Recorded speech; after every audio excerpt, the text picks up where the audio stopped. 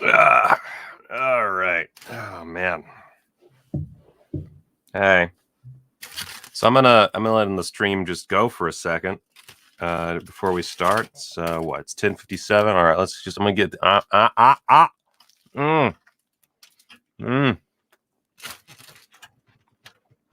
Got that Chiba Hut in my body. Oh man. Also going to. I didn't realize StreamYard. You can't use MOV clips apparently in your branding materials, which is kind of weird. Huh. We already have one. 1041 got a message. That Lux Aeterna release is gross. Blech, face. $43 for a release that blatantly mocks God on the cover. No thanks. Why you got to get me hard like that, man? Well, expect plenty of live streams in the future because Papa got to make that dollar. Oh. I think there was a joke once about me starting an OnlyFans just of me eating. It's it's tempting.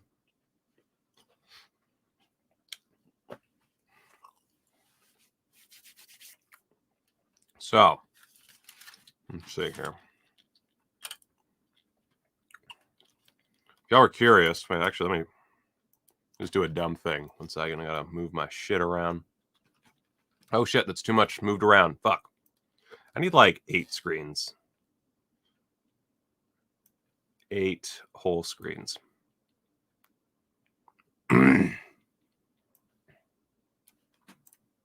Right.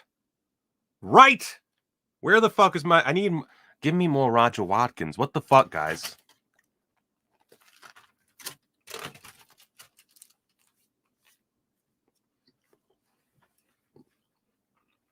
Let's see here. Let me share my screen.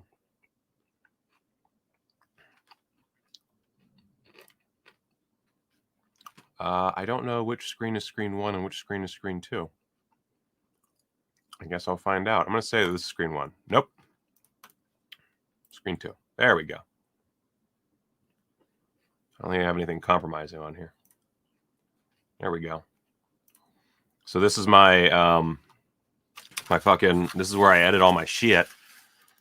And you can see here, got a bunch of stuff that I can't show you because actually I guess it's all the censored version now. But you can see all the censored stuff and then all the buddy stuff. Fucking 25-minute long video. And very few people watching it. Just throwing it out there. It's a pretty good video. You should check it out. And I just need to pop that. Right, set an out point, set an in point. Thank you for watching that video. That video means a lot to me, and I appreciate everyone who watches it and enjoys it. Hey, Lawrence fucking Harvey. Welcome to the stream, bud.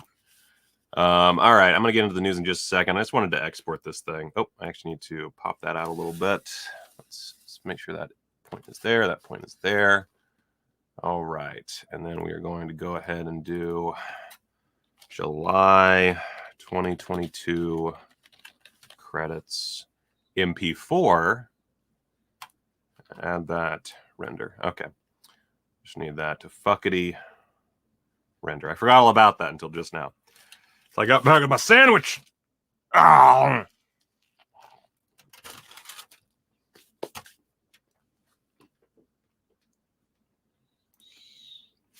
All right. Well, I'd say it's about time for the credits. So 1, 2, 3. Let's do stuff. Ah!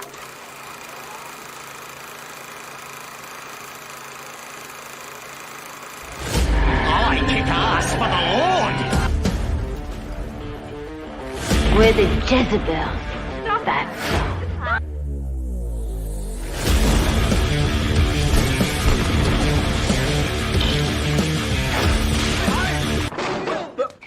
Here I come. I want you to get up right now, go to the window, open it, and stick your head out and yell, I'm as mad as hell, and I'm not going to take this anymore!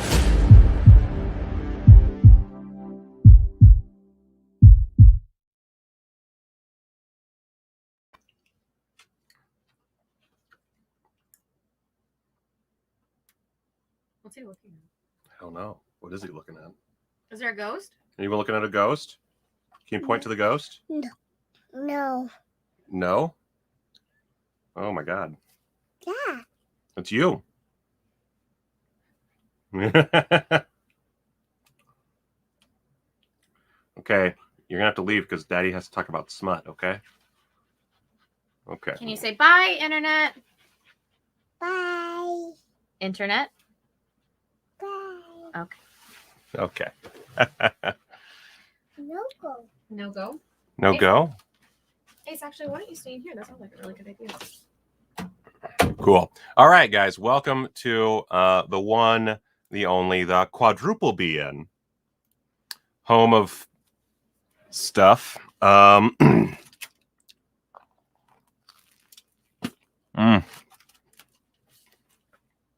can't get over this this chat. Can't get over it. I'm just can't get over it. Just can't. I love it.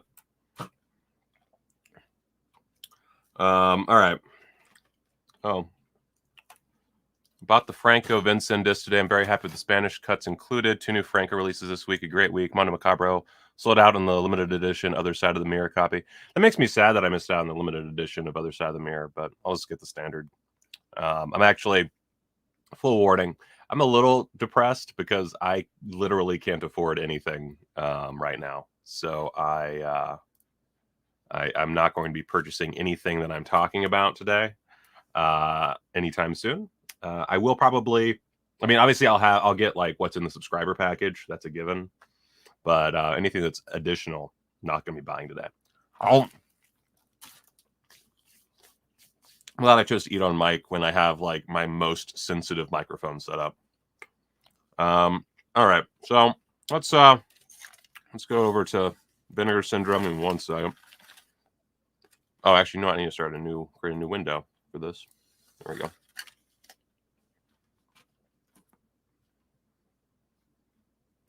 Can I? Let's stop sharing that. Let's start sharing this. I wonder. I don't know why they changed. I don't know if this is the same on. I had to switch to Firefox because it Google Chrome would not let me use my camera or audio for some reason, and now everything's different in StreamYard, and it's making me very frustrated. All right, so, and I'm just glad you can see, like, I got my Tim Lucas Video Watchdog bookmark, and I have my Screen Rant bookmark where Screen Rant wanted me to torrent things, so that's a fun thing. I'll just keep that for now. My Tobalina bookmark I never use. Anyway. Oh, God. Man, we live in an insane asylum. All right. And the Barnes & Noble sale starts today. Another thing, I'm not buying, but we'll... I don't really know if I want to take a look at that today. I've got a lot of work. But I am going to be streaming a lot more starting now. So I'll maybe talk about that a little later in the month. So let's see here. So first off, the one that I am not going to be able to buy yet, which makes me sad, but whatever. Roller Babies and Mount of Venus. So Roller Babies is one I've never seen. Roller Babies, but it's one that's been on my list for a long time, and I need to wait a second. Can I flip myself? Wait a second. Edit. Wait, how do I? I don't know how to do anything. Settings. Mirror mic. There we go. That looks better. That looks better. All right. So Roller Babies. I've wanted to watch this for forever. And here we are. Carter Stevens, absolute goat. And we've got another Carter Stevens flick, Mount of Venus, starring Georgina Spelvin. And Jamie Gillis. I actually never heard of Mount of Venus, so that intrigues me as well. So I'll just real quickly. It's two of his early critical and audience successes. In the future, sex will be illegal, but there will be roller babies in a dystopian world where sex has been deemed a punishable offense to reduce the population, the only form of carnal release.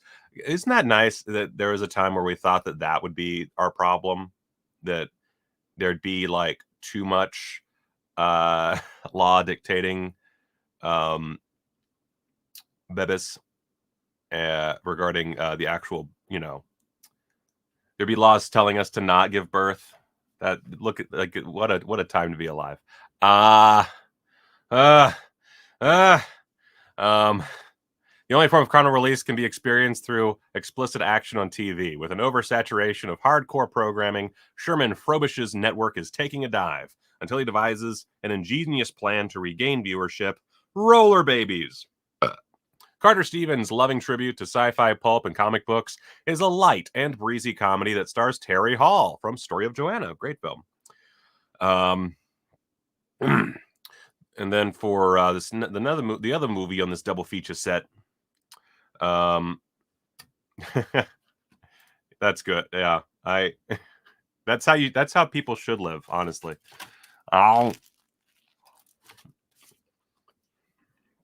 So I'm sorry about the eating. I had this plan to like get Chipotle and eat on the way home, but then I had to get a sandwich and I had to wait till I got home, and it's the whole thing. The Greek god Jupiter cannot understand why humans no longer worship his strength and virility. In an attempt to prove his worthiness for praise, he travels. Let me get this camera over here. All right. He travels to Earth on a mission to seduce as many young women as he can, hoping to earn their devotion in the process. All the while, Jupiter's fellow gods and goddesses form a literal Greek chorus, tracking and assessing his carnal pursuits. Sublimely goofy and starring Georgina Spelvin, Jamie Gillis, Kim Pope, and Eric Edwards. A bunch of my favorites. Mount of Venus is equal parts laughs and explicit action. Region-free Blu-ray, newly skinned, restored in 2K, original theatrical trailer, reversible cover artwork. So really no extras when it comes right down to it, but it is two movies, and it's hard to get, extras for these. Let's see here. I'm going to try to... Yeah, this looks like a good scan. Oh, no. Don't want to upset our conservative overlords with all this nudity. You know what? Not even conservative. Our corporate overlords. It's not even that. It's just corporate overlords. Fucking. By the way, I'm just gonna mention this real quick. I'm kind of pissy this morning because I got a note from Patreon saying that my account will be suspended if I do not delete 2 posts that link to videos that feature uncensored pornography. And I think that's dumb. I think that's a stupid thing, because in my look, I'm a simple man. Like flickering waves. I am a simple man. And my thought process is, fuckity, if it's, if you don't want porn, just hardcore fucking on your goddamn site, that's fine. If you're providing a service wherein people are able to obtain monies for their services, and these services are private, I think you should be a little bit more hands-off. But hey, if you're doing that and you still want your service to not be associated with cam girls and stuff, I still think that's dumb, but I understand it more. From a corporate perspective, I get it. I do not understand why doing so from an educational standpoint is bad. And look, free country, they are a private business. They can do what the fuck they want. I'm not debating that. But, I feel like context is very important. A lot of people would disagree with me. To those people, I say, suck a dick. I think that, you know, if it comes down to just this, you know, anything that features sex is going to get you suspended. What are we fucking doing? We're going back to the goddamn, not even Stone Age. Stone Age, they could fuck. It drives me fucking crazy.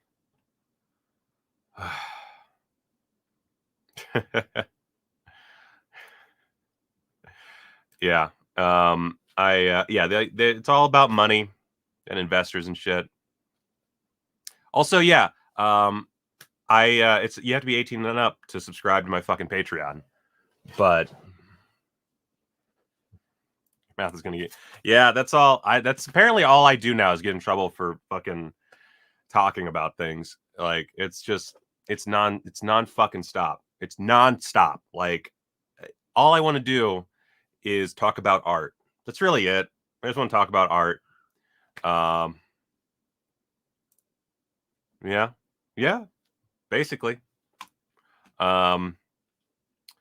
So yep, that's a fact. So what I'm gonna do, and I hate to do this because it does. My thought process was, oh, if I do more porn videos, then I have more content for my lowest tier patrons, because the $3 tier doesn't have access to Discord, and the $7 tier, in addition to having Discord access, also gets exclusive videos. My reasoning there was, you're paying $7 a month and you don't use Discord, it's kind of a waste. So I thought, okay, well, you get Discord access and exclusive videos. And it's hard for me to get, well, I mean, it's gonna be easier for me to get the exclusive videos out now because time. But my thought process was, well, if I can provide uncensored versions of videos for people, that's a great value. But buddy, not right now. I'm talking about smut times. Hey. No.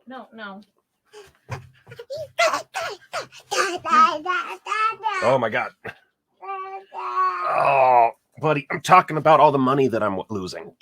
Okay. Why? Yeah, come on, bud. No. Go with Mama. Okay. No. I'll be out in just a bit. I gotta talk about smut and exploitation. Bye bye. I love you. I know.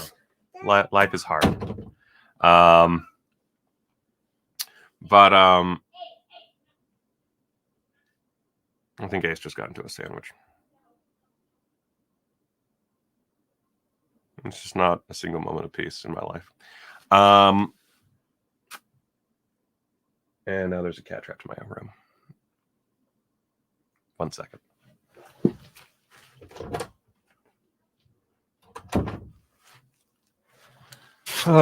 Life is a treat.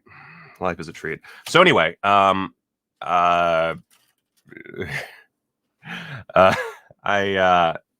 my new plan is, I started a new channel in the Discord. That's a good point, actually.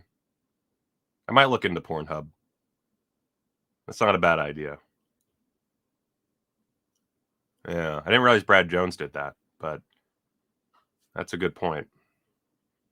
But the other thing was, like, I wasn't even hosting it on, like, Patreon. Like, I had one that was hosted through Vimeo that was linked on Patreon, but the other one, the second one, I decided to be even more cautious, and I put it on Drive, and I linked to the Drive. But that's too far. Which I'm just gonna throw it out there. Y'all didn't come at me until I started hosting gay porn. Just saying. So Patreon is still going to be up. I sent a message to support asking, like, hey, this is educational. Isn't there, like, your rules are a little vague in regards to that? So we'll see. They'll probably tell me to go fuck myself because I'm probably talking to a fucking robot. But you know, I'll figure out some new way. Right now, it's gonna be on Discord, and the problem is, like, I think I'd have to message every patron with a link in order to share it, because I don't know what else to do. Because if you're a patron and one of your perks is getting the uncensored versions of videos, I have to link it to you in some capacity. So unless I don't know if Pornhub, I've never made a Pornhub page, so I might try that and see what I can do. But it's so frustrating because I'm just trying to make money, and it's so challenging. It's so challenging to not be a fucking drone and make a living. It's just a fucking pain in the ass. And like, doesn't matter, you know, if you're rich, doesn't matter. If you are part of the corporate structure, doesn't matter. You succeed. But if you're just like a freelancer or, you know, some low totem pole motherfucker, fuck you. Like, that's how it works. That's how it works. Anyway, let's talk about Blu-rays.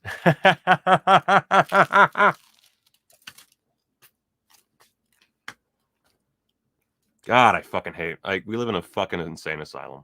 We really do. How do I? Oh.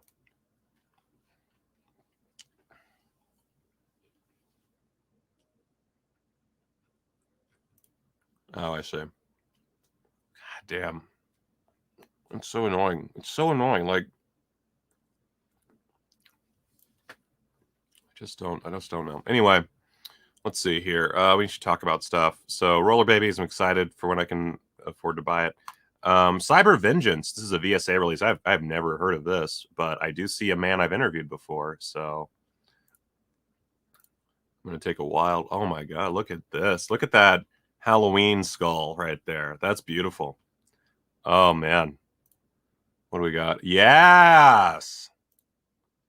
Oh, great. Whatever. Who gives? That's another thing is like, I can show these nipples, but I can't show her nipples, or else the video gets demonetized and I don't make any money. Just like how in my unboxing video, I have a short clip from Voyage of the Rock Aliens featuring music by Jermaine Jackson and Pia Zadora.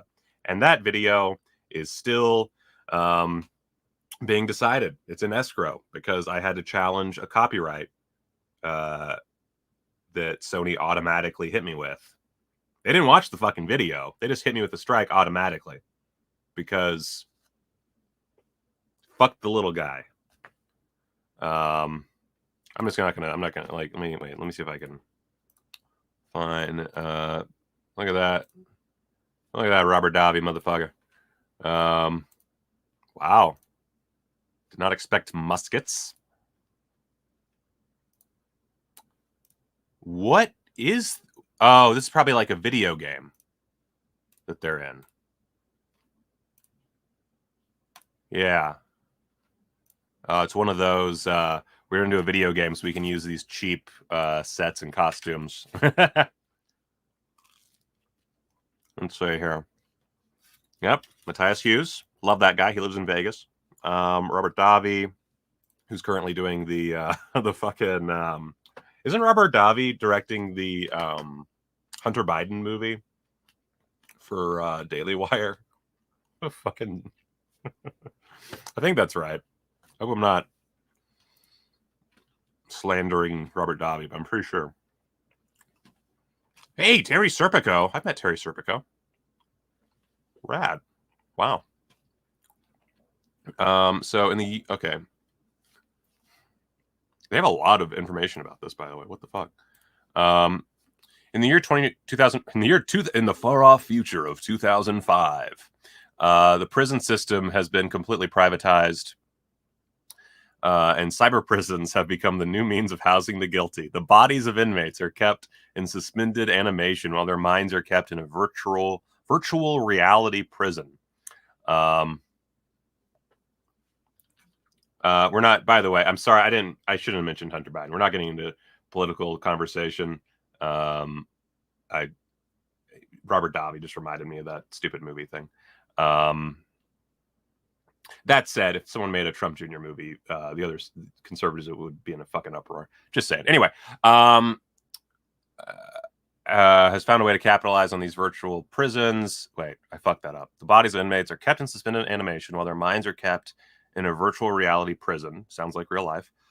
business tycoon R.D. Crowley, Robert Davi, has found a way to capitalize on. By the way, Robert Davi, he could go like off his rocker crazy. Like, I don't know what he's like right now, honestly, but he could go like full just whatever. I would still watch anything he's in because that guy fucking goat. By allowing rich men to pay in order to engage in a form of virtual reality hunting that has real-life consequences for the inmates, Will, J. Gregory Smith, nice, a guard at one of these prisons, soon finds himself coerced into one of these virtual cat-and-mouse games, armed with his knowledge of history along with his expert skills in virtual reality combat. Will must work with the inmates in order to save their lives and escape from the prison before it's too late. It sounds like a great companion piece to Expect No Mercy. So, directed by J. Christian Ingvartsen, who did Blue Vengeance, another Vinegar Syndrome release. Cyber Vengeance contains high-concept action sequences filled with ever-changing locations and time periods, which is another way of saying they were really cheap. And features Matthias Hughes, who is a huge person. Oh, and Debbie Rashawn's in this. God damn. God damn. First time on Blu-ray, of course. OCN. Newly scanned in 4K. Making Cyber Vengeance, 22-minute making of documentary featuring interviews with the cast and crew.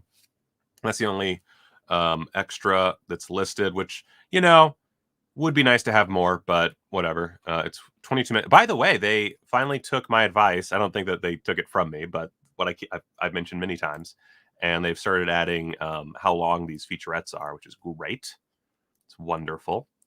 All right, so here's one that I love because I worked on this one, and I'm so happy. This isn't anything new to anyone. They announced this when they did the... they announced this a bit ago. But Two Undercover Angels and Kiss Me Monster, which Two Undercover Angels also called Sadist Erotica. Both Jess Franco movies. And I really like these films. They are bonkers banana pants. The scans are great. Oh, God, I forgot about the nipple. And basically it's about these two chicks who are ostensibly undercover spies, kind of. And it's really just an excuse to have sexy fun time adventures. These are not pornographic in any way. These are not particularly violent. There's a little bit of violence, but nothing like... It's all mostly played for comedy. There's a gag in, I think, Kiss Me Monster. I could be mixing them up because they do kind of like meld together a bit. But there's a gag where like all these people keep getting knives in their backs. At one point, Jess Franco gets a knife in his back. Like, you have all these characters just showing up, just get knives in their backs, and it's just a running gag. These are two must-own movies if you like. Actually, not even if you like if you like Euro trash, these are great. Just bear in mind, they are not horror movies, despite The Wolfman. They are sex comedies. They do not include hardcore material. They honestly barely include nudity. It's just like two sexy Euro broads running around, kind of solving mysteries, and they're great. They're so good. Oh God, sorry, the sandwich is killing me. Let me just... Spy spoofs. Thank you. I don't know why I can think of the term spy spoofs, Jason. Thank you. Spy spoofs. That's the best. That's the non-wordy bullshit way of describing them. Let me just get this last piece in. Ow.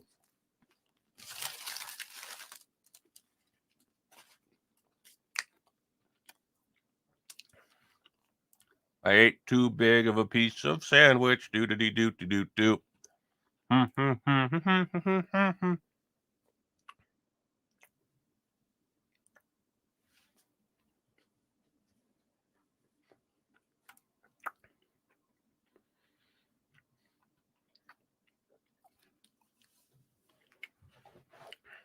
That's rad. So, guys, a boy is like so knowledgeable on Jess Franco. It's ridiculous. Check out Movie Loaf 4, 5, whichever one we did. There's very few Movie Loaf episodes, so check out the one I did with Jason and Jason Rudy, and He talks a little bit about his movie Lady Hyde, but it is premiering in Sacramento July 21st at Dreamland Cinema. Man, I would love to be there for that. We'll see. Probably not because, you know, poor. But I'm excited to see it. So thank you for letting me know.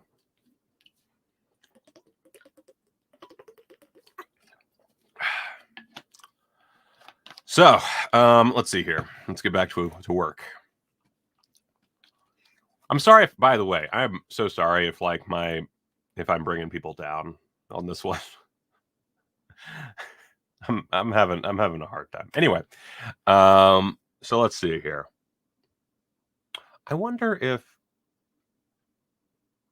I don't know. Anyway, so to Undercover Angels, Diana and Regina are the Red Lips, a duo of sexy sleuths who take on only the most intriguing cases. After stumbling upon the strange disappearances of several pretty young women and realizing a connection exists between several of the missing and an enigmatic artist whose identity is shrouded in mystery, they begin an intense undercover investigation, which takes them on an unexpected trail of monsters, murder, and striptease. In their second adventure, Diana and Regina have been tasked with locating a mysterious red box, but quickly discover that they're not the only ones after its contents and find themselves at odds with a secret sect which controls a small zombie army, not as exciting as it sounds, and who are hoping to harness the power of human cloning, the formula to which is contained within the box. As bodies, some nude, some dead, pile up, Diana and Regina race against time to stop the diabolical organization. I'm gonna be honest, I didn't get most of that the first time I watched the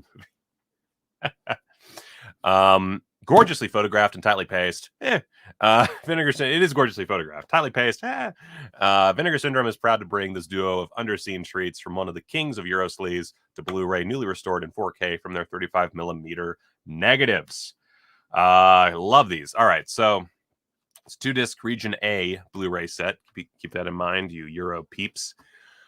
Newly scanned and restored in 4K from the original 35mm negatives. Again, it looks beautiful. Like I got to edit with the 1080p scans, and oh boy, it's so nice. Includes 2 language tracks, English and German. Includes the alternate feature-length extended Spanish versions for both films. Sourced from tape with newly translated English subtitles. I've not seen those. The Red Lips Diaries. I came up with that title. You can tell because it's dumb. 46 minutes long. Brand new interview with film author Stephen Thrower on both films. It's a really good interview. I finally got to edit a Stephen Thrower interview. It was so great and so fun. I had a great time with that one. So very excited for y'all to see that.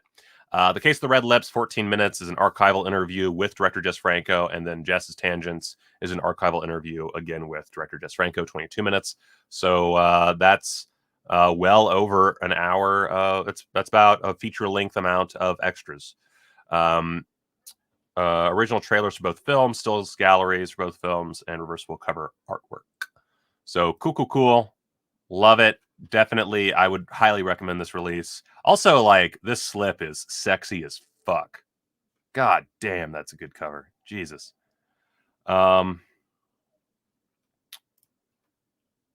Shriek of the Mutilated. But yeah, if you do have the experience to do these kind of things, Brad Henderson like posts on Twitter whenever he has. It's kind of a tough thing to get into because he does have like I don't even get the like I've shot a few interviews in Vegas for Vinegar Syndrome, but they're all because another guy gets work and he's my friend and he brings me along because I have equipment. It's never just, hey, Michael, go shoot. So a lot of major cities are kind of taken by whoever is, their guy or gal. Is this cop? Yeah. So, but Brad is always like, hey, I need someone in, fucking Tampa or whatever, to shoot. So just keep an eye on his Twitter and, maybe wouldn't hurt to send him a message, I guess. I don't know. I don't know how this stuff works. Anyway, Shriek of the Mutilated, Yeti time. These slips this month are hella good. Like, that's some good shit right there. God damn. Beautiful. So yeah, Shriek the Mutilated. This is one I remember like watching like half of this, and it was like a VHS rip or something, and I stopped, as I do. Look at that. I think I want to say that maybe Cinema Snob covered this a while back. I might be wrong about that. But this looks great. It is, yeah. It almost looks too good. It's weird. That is something I've noticed actually with some of these Vinegar Syndrome releases. It's like there is like a level of clarity that's almost disturbing, and kind of takes away. Not too like I don't really have like an actual problem with it, but it is something that I've noticed where it's like this. I feel like some movies I feel like I would almost appreciate more in like a VHS format or like from a beaten up print, you know. I almost feel like that'd be a smart thing to do is like include a super like low bit rate, like a 5 gig file, that's just like a scan of a print that they have. You know, something like when you have like on the corruption disc, how you have Last House on Dead End Street, and it's like gross, shitty print that's just like covered in green lines and dirt and shit. Something like that would be great. I think if anybody who like has any power is listening, that'd be a really fucking rad special feature. Just FYI. So let's see here. Of course, directed by Michael Findlay. Anthropology professor Dr. Prell has invited his class to a remote cabin in the mountains to research the mythical abominable snowman. Soon after they arrive, strange events begin to befall the students, including sightings of a huge, white, furry creature. When several members of the group go missing, only to be discovered dead, their bodies horribly mangled, fears mount that the legendary monster is very real and out for blood. But is everything as simple as it appears? Low-rent gore, bizarre twists, and one of the strangest looking big versions of Bigfoot in cinema history, Michael Findlay's Shriek of the Mutilated has earned and lives up to its reputation as one of the quintessential pieces of early 70s drive-in filmmaking. Produced and co-written by Ed Adlam, Invasion of the Blood Farmers, and photographed by Roberta Findlay. Vinegar Syndrome is excited to bring this 42nd Street classic to Blu-ray in its fully uncensored and untampered with original version, newly restored in 4K from its recently unearthed 35mm camera negative.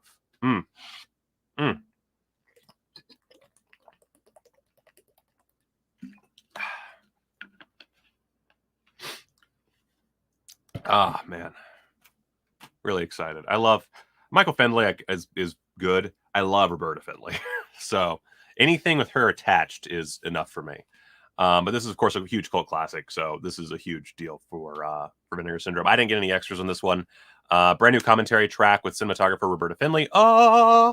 Yeti Again. That's a great title. 13 minutes, brand new interview with Roberta Findlay. So Bad, So Great. 22 minutes, a brand new interview with producer and co-writer Ed Adlam. The Wilds of Westchester is 14 minutes. The locations of Shriek of the Mutilated. Audio essay by cryptozoology author David Coleman. 30 freaking minutes. Reversible cover artwork. So yeah, I wish they had included a print. That'd be great because this does look so clean. It looks so clean. It's outrageous how clean it looks. Outrageous. Man. I did that backwards. Yeah. Yeah, exactly. I don't think they need a filters extra, but I think just like they have access to the prints. I don't know if there's like a difference in rights with those, but like, you know, if they have access to the prints, fuckity, you know, throw like again, like make an H.265 or something file, like something really you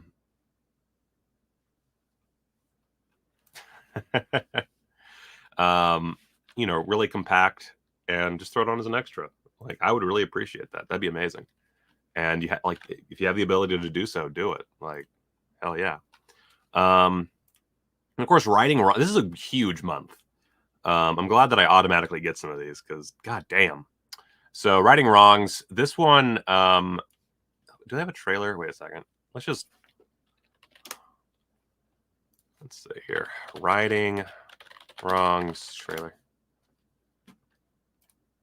This is nuts. This is nuts.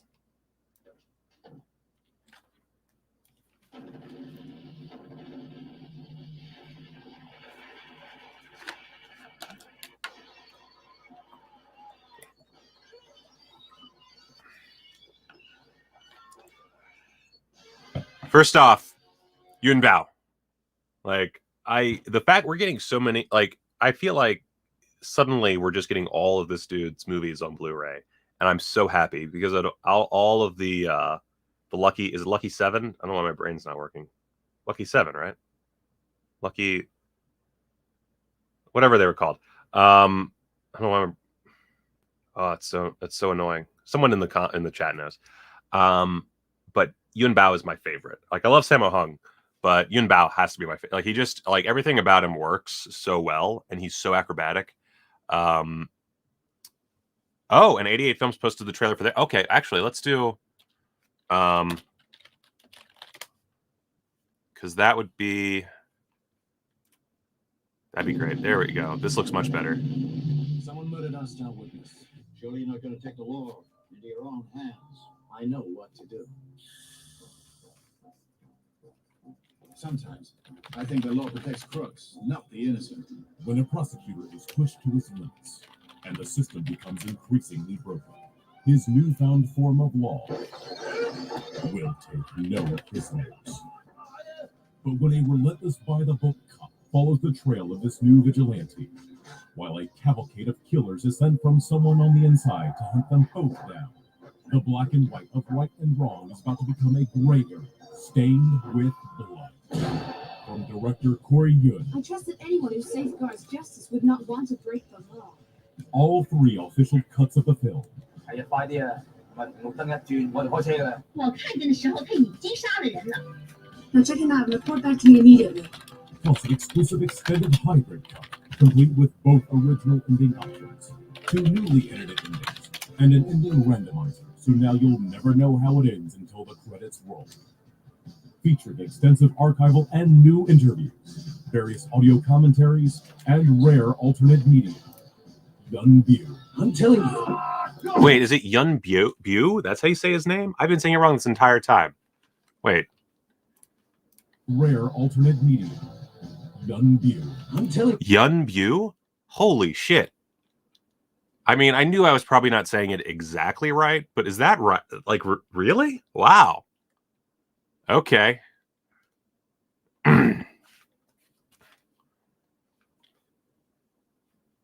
Huh. So it's not Lucky Stars. I looked it up.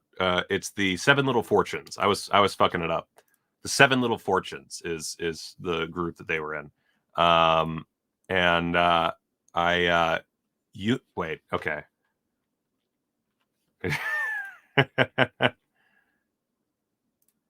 I gotta hear that one more time.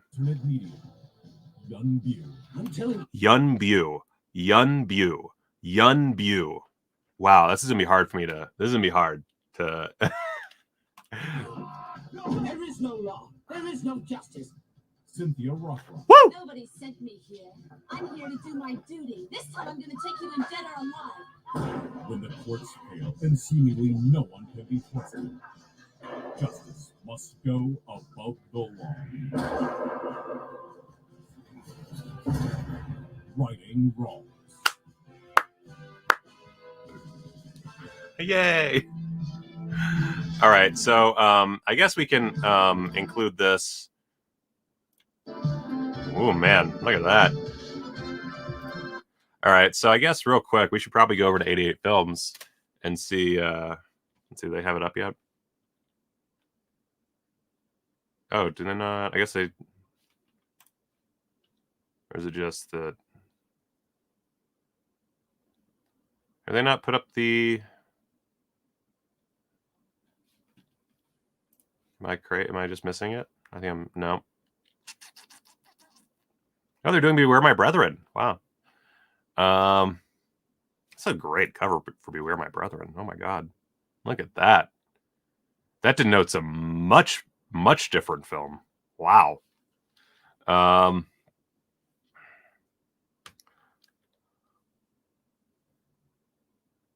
Okay. So we don't know what we'll take a look at their writing wrongs, but let's look at this 3-disc Region A set. Holy shit. Okay. So first off, we already know it's going to be roughly the same looking film. I don't think that's really without question. I trust Vinegar Syndrome's encodes more, but at a certain point it becomes kind of who cares. All right, so I'm not gonna be able to say his name that way. I'm gonna skip the summary. You saw the trailer. 3 different unaltered original feature-length presentations of the film, including the original Hong Kong cut with Cantonese, English, and Mandarin language tracks, along with newly translated Cantonese to English subtitles, the extended and vastly different Mandarin language export cut, which is 4 minutes longer with newly translated Mandarin to English subtitles, and the English-friendly Above the Law cut at 92 minutes. Sweet mother butts. The Best of Martial Arts Films from 1990, a feature-length 91-minute documentary hosted by John Saxon, including footage and interviews with Cynthia Rothrock, Yuan Bio, Karen Shepard, Jackie Chan, Kareem Abdul-Jabbar, Bruce Lee, and more. Brand new commentary track with actress Cynthia Rothrock. Cool. Wait, what's all this? What are these asterisks? Exclusively produced for this release are all the ones with asterisks. So that's an exclusive commentary track with Cynthia Rothrock. Archival commentary track with Cynthia Rothrock. Critical commentary track with martial arts film historians Mike Leader and Arnie Benema, which also has an asterisk, but I would expect them to be on the 88 films release, so I'm very curious about that. I guess that's just this release, or it has to be. Wow. Fighting Wrongs, 25 minutes, a brand new interview with Cynthia Rothrock. Unscripted Justice, 35 minutes. It's a brand new interview with actress Karen Shepard. Kung Fu Was the Equalizer, brand new interview with actor Melvin Wong. Fighting for Success, a brand new interview with actor Peter Cunningham. Those are all exclusive to this release. Then there's The Vigilante, an archival interview with Yun Biao. Yun Biao. Yun Biao? It's so hard. Action Overload, 13-minute archival interview with Cynthia Rothrock. From the Ring to the Silver Screen, 19 minutes, an archival interview with Peter Cunningham. Video essay with film historian Sam Deegan and Charles Perks. That's also an exclusive. Cantonese and English theatrical trailers for Righting Wrongs. Theatrical trailers for the best martial arts films. A 40-page perfect bound book with essays by film programmer Pearl Chan, author and martial arts historian Grady Hendricks, and filmmaker fan Simon Barrett. Also exclusive. Plus a photo gallery. Oh my fuck. Oh my fuck. This thing is... Oh, okay. This thing is massive. Wow. Yeah, July does kick ass for Hong Kong releases, no doubt. God damn. God damn. All right, and that is everything for the actual Vinegar Syndrome portion. Of course, you can get the July 2022 package for $130. Does not include Roller Babies and Mount Venus, but includes these 4 fantastic releases. Which, I mean, you get an extra movie with Righting Wrongs, and you get 2 movies here. So, like, that's a pretty stacked month already.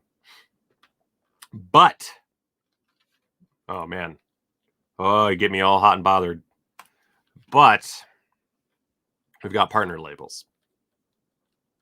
Oh, boy. Let's see. How far does this fucking go? Good God. Look at this. 1, 2, 3, 4, 5, 6, 7, 8, 9, 10, 11, 12, 13. Oh, boy. All right. going to try to get this through pretty fast. I still got a lot of work to do, man. Oh, my Lord. Okay. So we're all going to the World's Fair. This one I've wanted to watch quite a bit because I've seen a bunch of people on Letterboxd talking about it.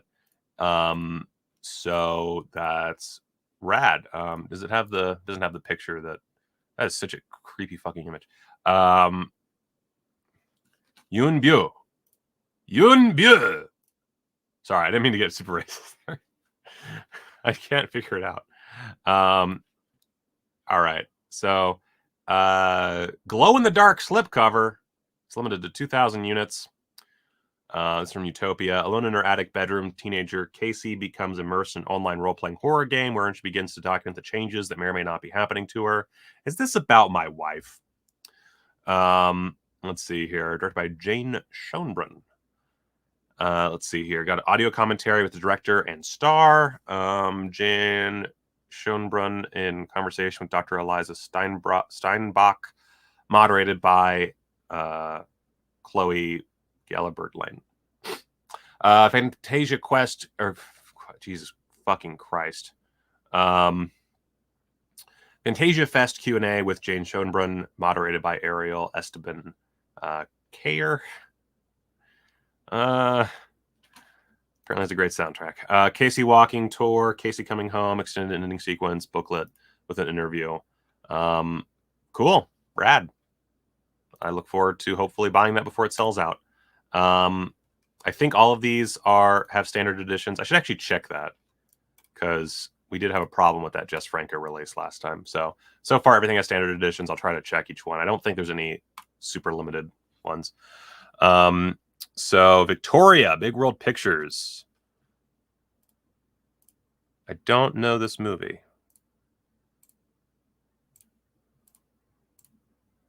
It looks great. Let's see here. This is, Big World Pictures. Maya Vitkova's stunning debut feature, Victoria, follows 3 generations of women in the final years of the People's Republic of Bulgaria and the early years of the new government, focusing on reluctant mother Boriana and her daughter Victoria, who in one of the film's surreal magical touches is born without an umbilical cord.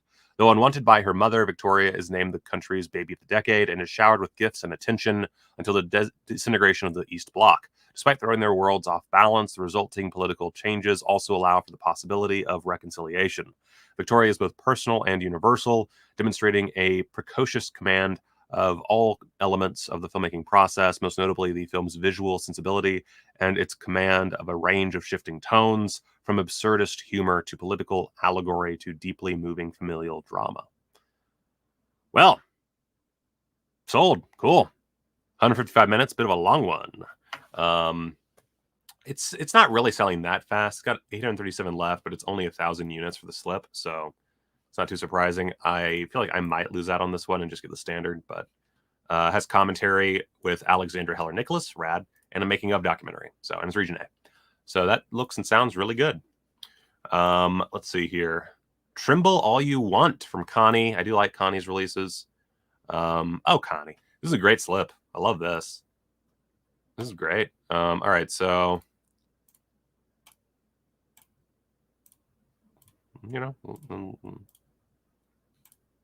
all right, looks Japanese. So this is has 810 left, but again, it's a 1,000 unit limited edition slipcover. It does have a standard, so don't worry about missing out if you don't care about the slip. Not for sale in Japan. So this is the US release. It's Region A Blu-ray.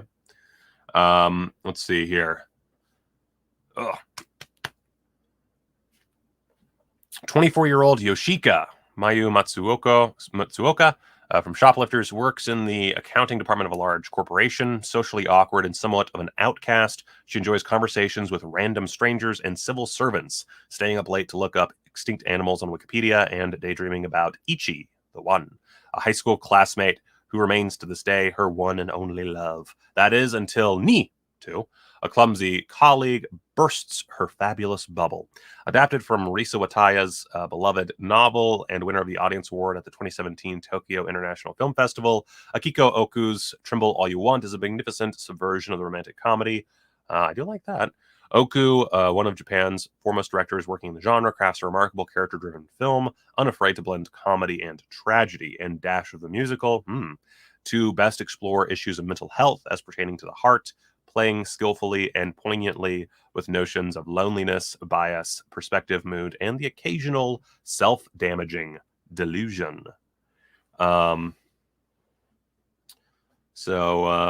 Cool.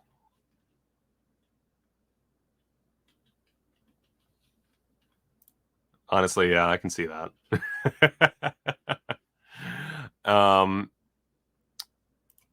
Okay, so it looks like that makes sense if that is the case.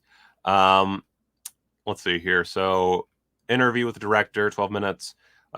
On the fashion in Tremble All You Want, an interview with director Akiko Oku, and then costume designer Marie Miyamoto, 13 minutes. And then also 13 minutes is on the music in Tremble All You Want, an interview with director Akiko Oku and music supervisor Masaki Takano. New writing by Ariel Esteban. Oh, okay, it is Esteban. Her name is like spelled with an E instead of an A in the previous thing, so I guess that's a mistake. So I said it weird. Ariel Esteban Kayer? I don't know. So Japanese theatrical trailer, original English, optional English subtitles, 2 sticker sheets, and new cover art. So cool. Nice little release. One second, I need water.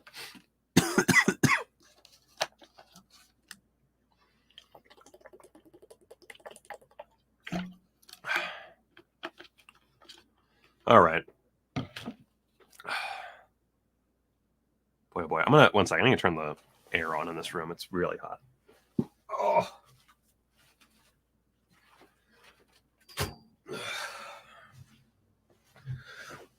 Little boy's not sleeping. He don't need that air. All right. So Satan's Children. First off, love this slip. This is Ag Fun Something Weird. Beautiful slip. I love that. Great. All right. And see, like, this is the level of degradation we need. All right. So Satan's Children. There we go. Made by one and done filmmakers in the shadows of Tampa, Satan's Children feels like an after-school special from the depths of hell, literally. Bobby is a troubled teen with problems. After deflecting his father's insults and his stepsister's come-ons, Bobby unknowingly ends up at a gay bar. Before long, he's assaulted by 4 guys in the backseat of a car with nowhere else to run. Bobby joins a cult of Satanists to enact his murderous revenge. A truly deranged gut punch. This is a gritty and baffling horror experience that could have only happened in Florida. AGFA and Something Weird are thrilled to present a 2K preservation of Satan's Children from the only known 35mm theatrical print in existence. Directed by Joe Wizicki and starring unknown. I love that. It's like Bat Pussy all over again. And yeah, that does sound very Floridian. 2K preservation. Let's see. Commentary with queer film historian Elizabeth Purcell and AGFA's Brett Berg. Q&A with the cast and crew from a reunion. That's interesting. Bonus TV special, The Weird World of Weird, transferred from the original Something Weird SVHS master. Bonus short, Satan in Church. Bonus short, Boys Beware. A torrid trailer reel from Lucifer's Archive. And SDH subtitles. Wow. Oh my God. That's amazing. Wow, I want that so bad. That is 2,000 units for the slipcover. Has a standard, but that won't sell out anytime soon. The Aqua stuff's been taking a while to sell out. I've been kind of disappointed in that. Oh, God. Did I get... Wait a second. Sorry. I think I'm... Fuck, I might be missing something. Oh, well. Can't do anything about it. Sampo! Following up on Ilya, we've got Sampo. Let's see here. What do we got? Oh, man. Man. This looks so rad. Okay. I am loving Deaf Crocodile's releases. Holy shit. Based on the Finnish national epic Kalevala, director Alexander Tushko's ravishing mystical fantasy tells the story Miramet, Ilya Miramet. There it is. Jesus. Tells the story of a sinister witch, Luhai, or Louis, Anna, or I don't know why I'm trying to say any of these names, who covets the Sampo, a magical rainbow-colored mill that can produce endless salt grain and gold.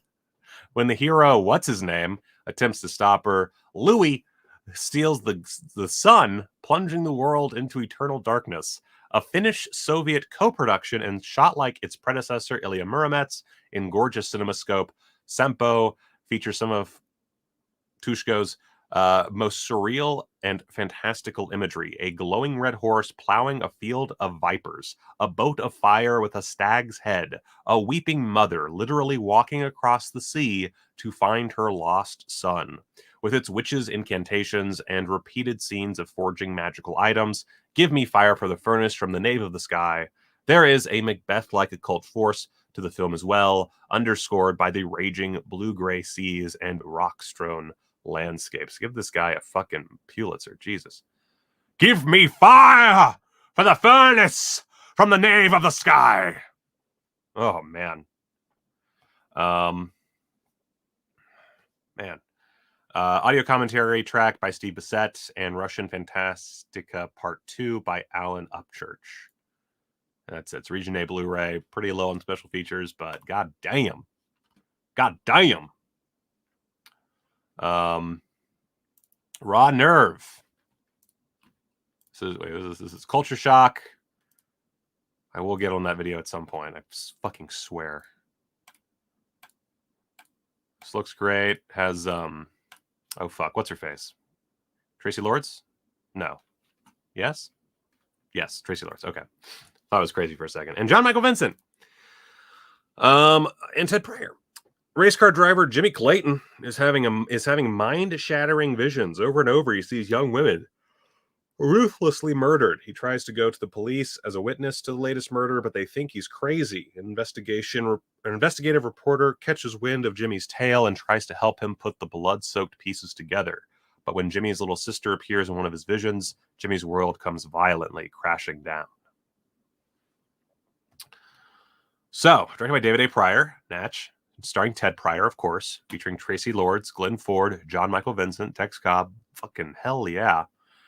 Treason Freets got a feature commentary with Ted Pryor and cinematographer Andrew Park and editor Tony Melanowski. Cool. Interview with Ted Pryor, interview with producer Ruta Aris, remastered original trailer, vintage blooper reel, and Culture Shock releasing trailers. So, looks like another strong addition to. This is an okay part of the slip, but this part of the slip's really, really sick. So, looks like another great addition to Culture Shock's library. Let's see here. The Oregonian. I don't even know what this is.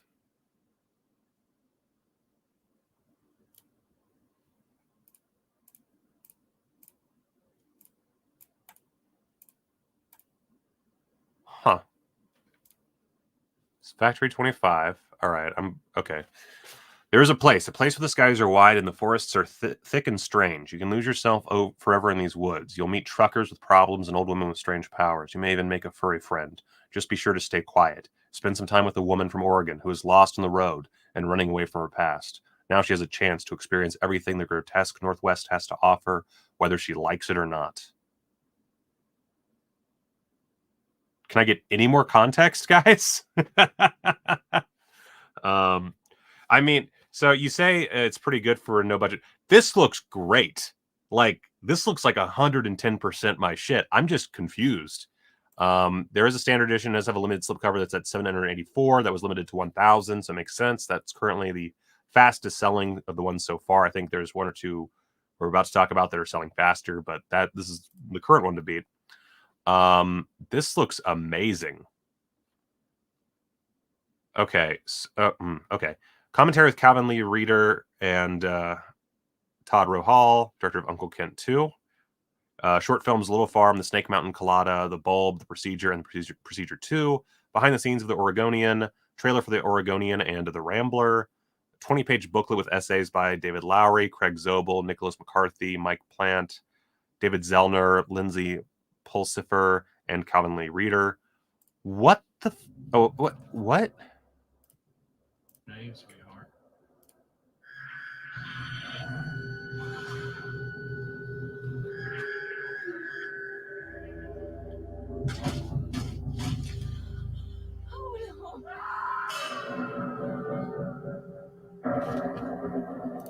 Follow my friend.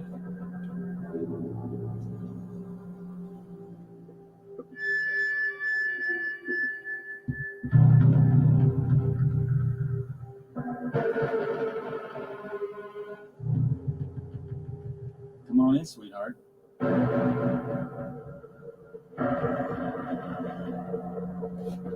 Okay, I don't need any more. I'm good. I'm good. I want this. I want this now. Okay, apparently it was on Shudder. I really hope it's still on Shudder because I really want to watch this. Wow. All right, so here's Lux Aeterna, which one of you guys is upset about.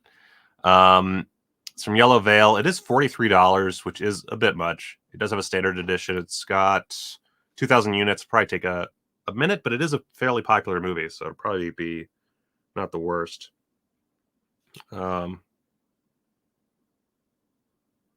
Let's see here.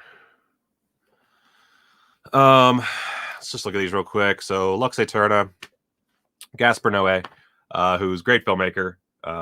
Very I don't know. Like, I feel like everybody who's watching this knows who Gaspar Noé is, but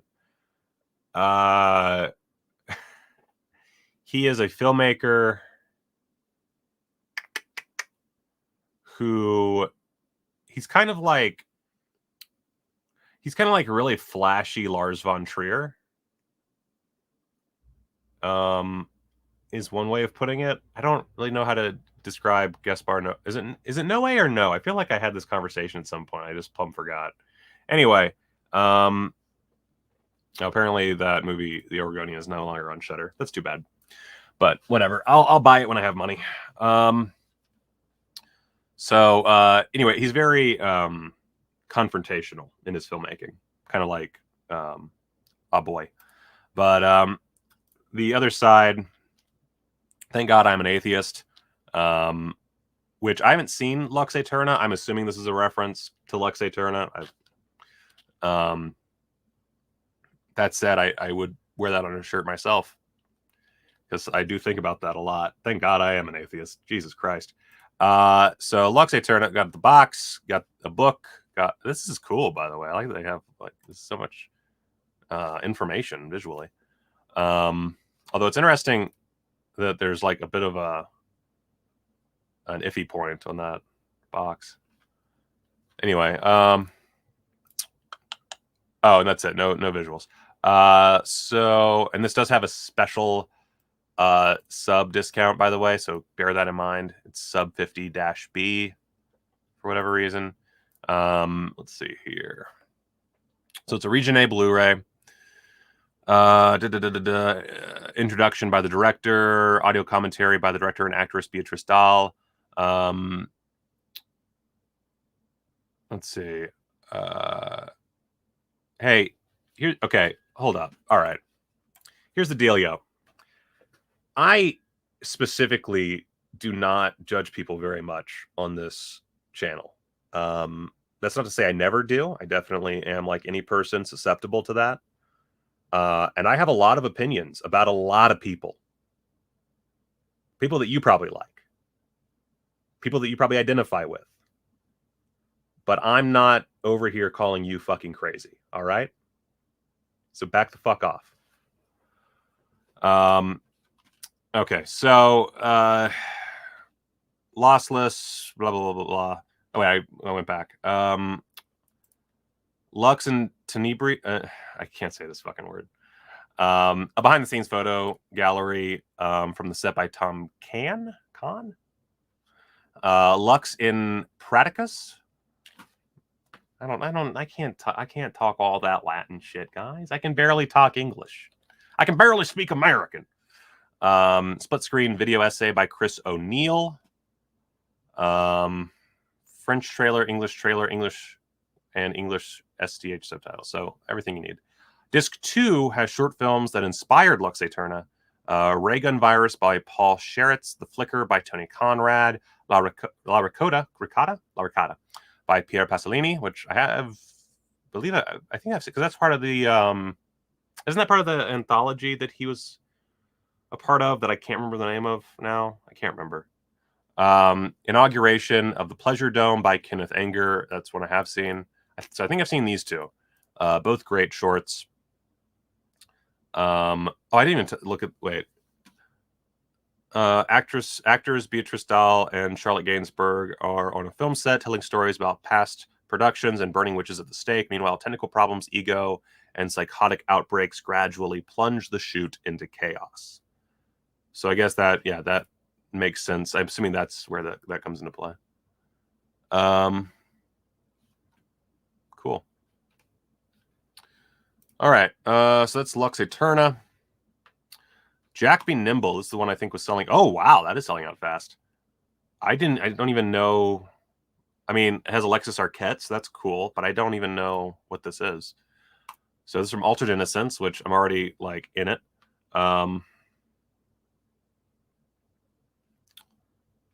So let's see here. Well, wow. I feel like this is one I should have known about. Okay. A gothic horror gem from New Zealand returns in a brand new 4K restoration. From the twisted mind of Garth Maxwell comes the tale of separated twins Jack and Dora. Abandoned by their parents as children and separated by adoption, Jack ends up with a sadistic family who bullies and controls him, whereas Dora is raised by a quite normal family but starts being tortured by extrasensory powers. Both twins feel the pull to find each other again as they grow older, but violence threatens their joining from all sides. Oh shit, sorry. I got shitty. Wait, did I skip? No. Okay. Sorry. Let me go through that again. Jack Be Nimble. My bad. Sorry, I got a little frustrated. Now's not really the time to like test me, by the way. So like if someone wants to shit on me for being an atheist, you might as well just unsubscribe because I'm gonna shit down your fucking throat. I'm not in the fucking mood this week. So here's all this stuff. Look at that. That looks great. Altered Innocence is like giving me some of my favorite releases recently.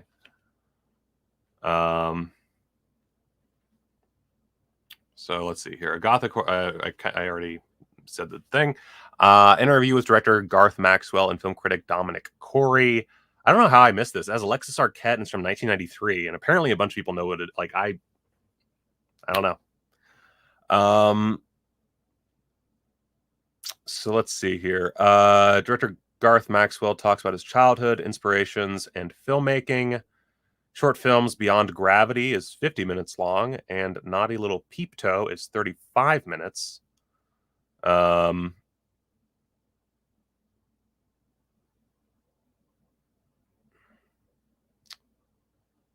commentary with cast and crew. Photo gallery, original trailer, other trailers, and English SDH subtitles. Cool. Wow. How does this like? This one like a little looky look.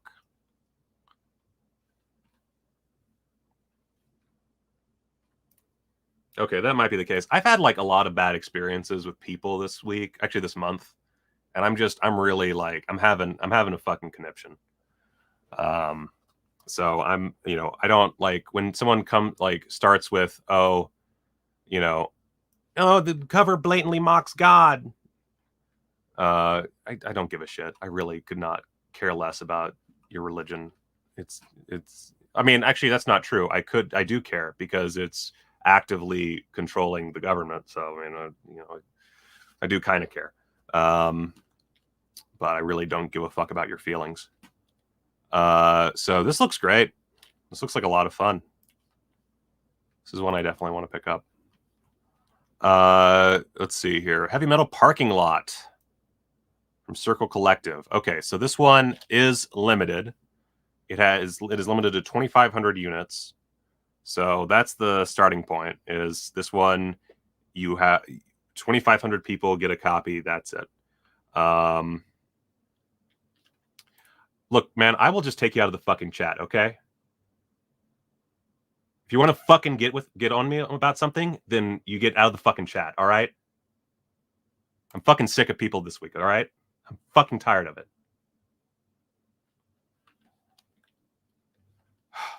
God damn. So Heavy Metal Parking Lot. I've only ever seen the first Heavy Metal Parking Lot. As you'll see, there's a bunch of stuff on this disc, but basically it's this effectively a documentary. And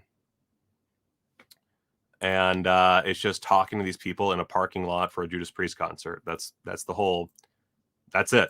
But it's a cult classic, kind of a cult underground classic. All right, cool. Blocked. That's what happens. Anyone, if anybody else wants to start with me, you also get blocked. I'm beyond fucking tired of assholes in my life. I am fucking through. I'm done. Like, I have had an absolute fucking roller coaster of a month. I am so tired and so frustrated all the time. Every fucking minute of my life is just nonstop frustration and depression and anger.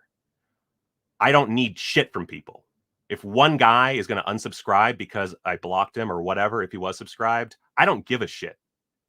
And if it's over fucking God, especially don't give a shit. Fuck you. Fuck your religion. I don't care about it. If anybody is watching and you're a Christian, that's fine.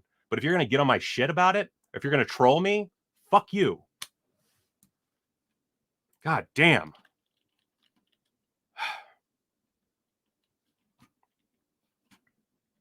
Sorry. I don't mean to bring my frustrations into the show. It's just I really am at a breaking point and I don't need people's shit. I just don't need it.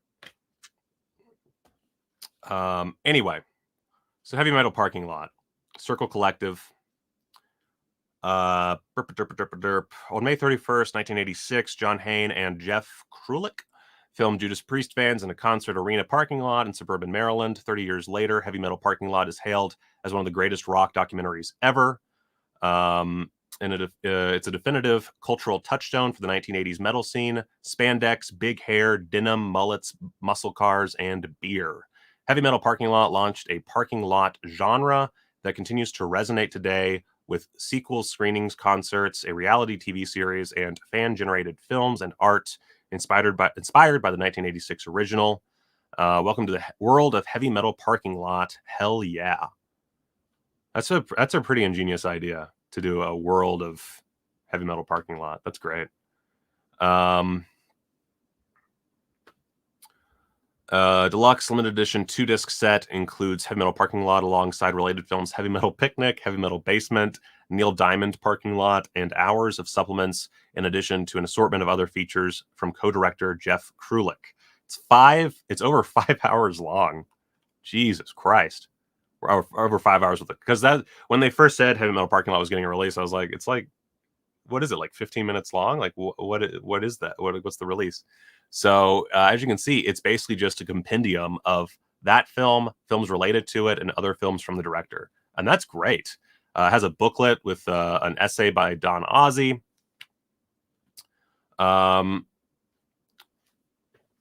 Let's see here. So we got Heavy Metal Parking Lot, Heavy Metal Basement, Heavy Metal Picnic, Neil Diamond Parking Lot, Harry Potter Parking Lot on disc 1. And the extras on that disc are Heavy Metal Parking Lot exhibit opening 2016, 30-year journey of a cult film sensation, HMPL 35 reunion, HMPL 35 Zoom anniversary party, Washington Capitals time capsule, animated Heavy Metal Parking Lot, HMPL Where Are They Now, HMPL The Lost Footage, Last Days of the Capitol Center, Return to Heavy Metal Basement.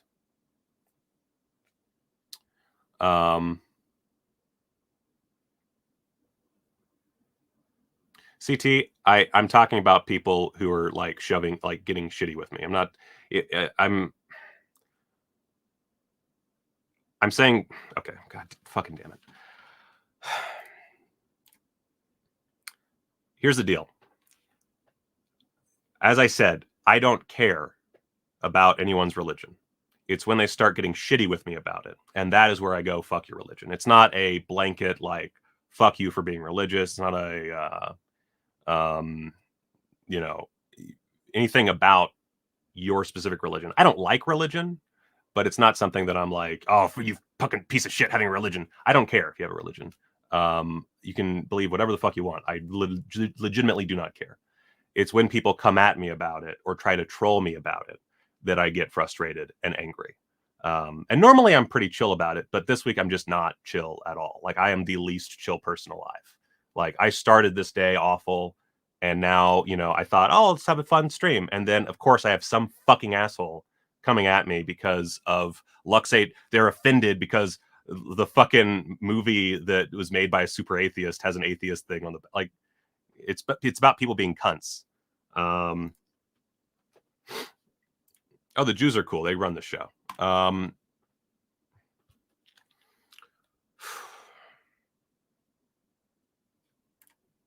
don't know what that means. What the fuck does that mean?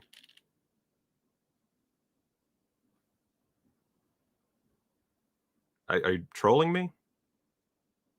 Is this just a troll chat now?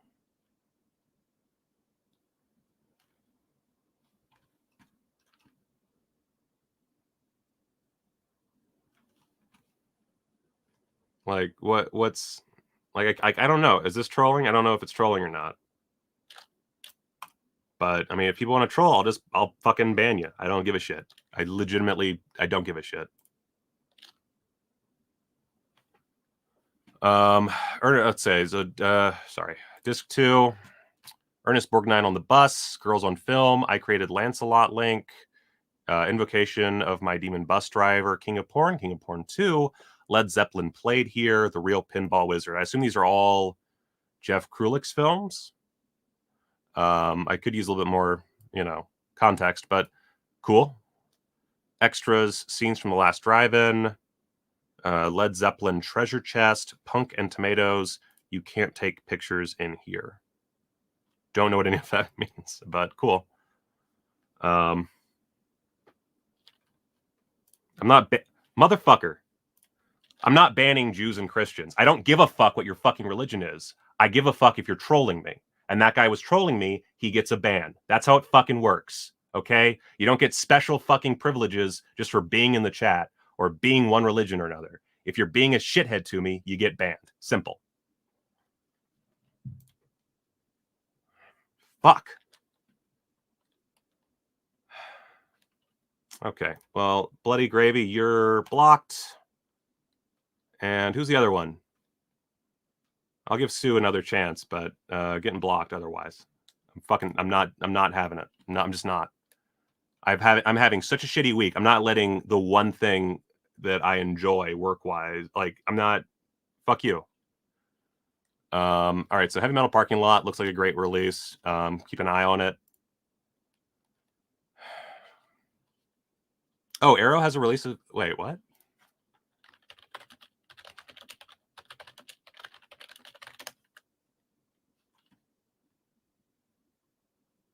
I'm confused by that.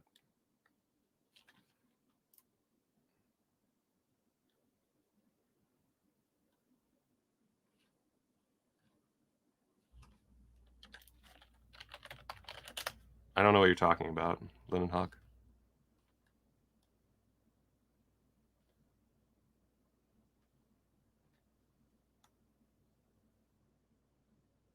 Oh, Lux Aeterna. I'm sorry. I'm all over the place now.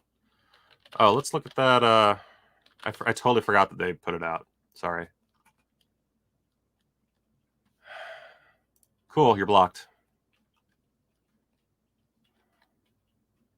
Like, I don't understand. Like, guys, I talk about porn and Satan shit on this channel all the fucking time. Why is there suddenly this huge, like, Jews and Christians coming at me thing? Like, I've never, like, do I just need to be, like, I'm wearing a fucking ghost shirt, right? Like, do I have to be more blatant about it? Jesus fuck.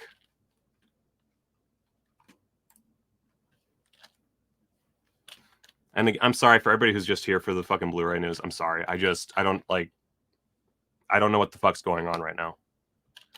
So Lux Aeterna, the movie that's apparently just going to have me like losing subscribers because I'm talking about it.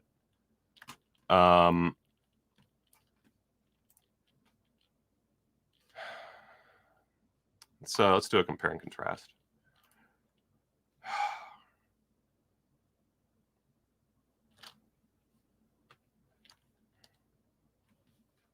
Oh, that's very possible. Yeah. Oh God, I hate the internet. I really like. Sometimes I just can't deal with it. All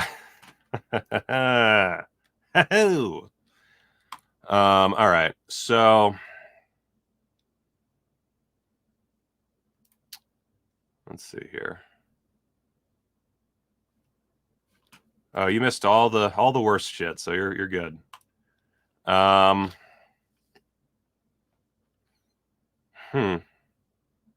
Honestly, like, I'm looking at the two of these. It has the commentary track on the Arrow release.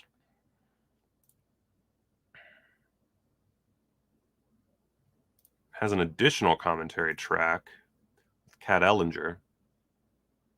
Brand new visual essay on witchcraft in cinema. I gotta say, I'm kind of... It has the flicker.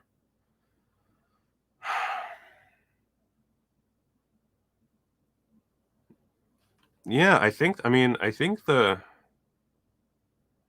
Arrow release is better. I mean, that is dependent on it not having like some huge QC issue that we have to deal with. But I mean, like, this is a cool like set, but the Arrow one looks better to me. And it is much cheaper. So, like, if region doesn't matter and you don't have like a brand loyalty, I mean, I think the Arrow one's the way to go. I don't know. If anybody has any thoughts on that, let me know. But I mean, I feel like that's the case. Cool though. Either which way, cool. Okay, so pretty good ABYs.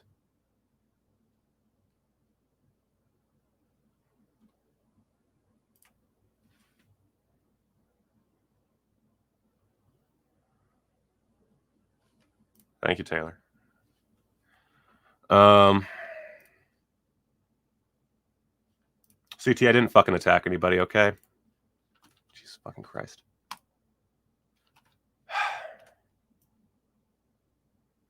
Heartbreakers, a Bobby Roth film.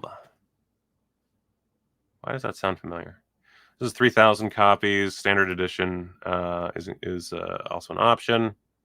It's from 1984. Bobby Roth, Peter Coyote, Nick Mancuso, Carol Laurie, Catherine Harold, Carol Wayne.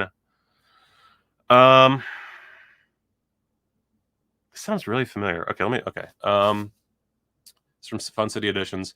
Los Angeles painter Arthur Blue and businessman Eli Kahn are the best of friends, commiserating and competing always, whether on the racquetball court or in the singles bar.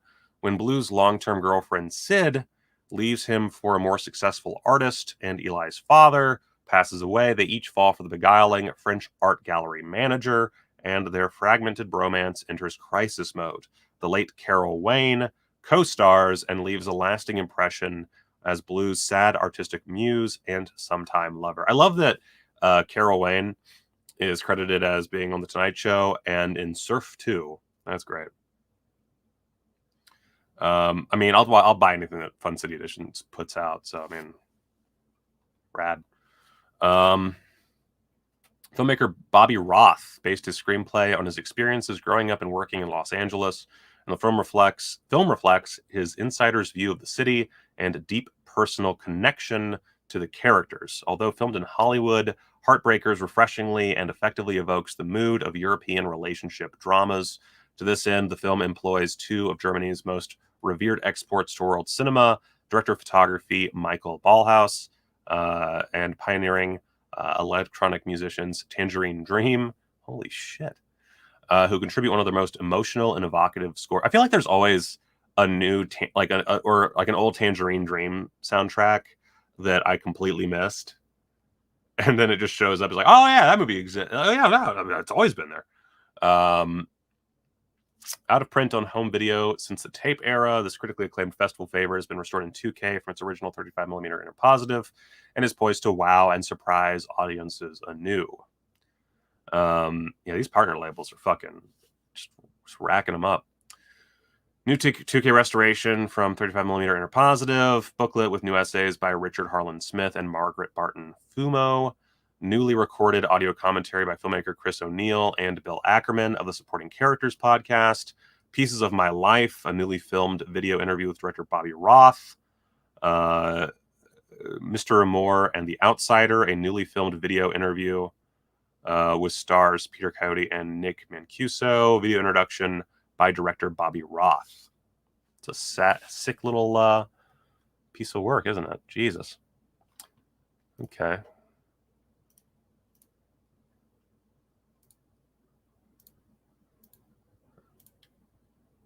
Cool. Well, I'm very excited about that as well. Look forward to being able to buy it. And then finally, what's my favorite Tangerine Dream film score? Huh. That's tough. Because I never listen to them by themselves. So I only think of them per the movies. Wait, let's see here. Let's see. Tangerine Dream soundtracks. Is there a list? There we go. Ugh. Jesus Christ. Wait, let me put this up. Look at how many fucking... They had so many movies. Good Lord. Fuck, man. I mean, I really like Sorcerer. I don't know, like... Oh, God, Vision Quest is really good, too.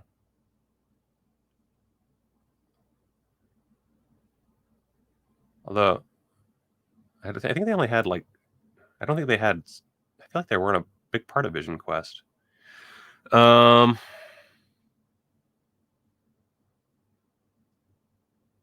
don't know. I guess, I mean, the ones that have been mentioned, like...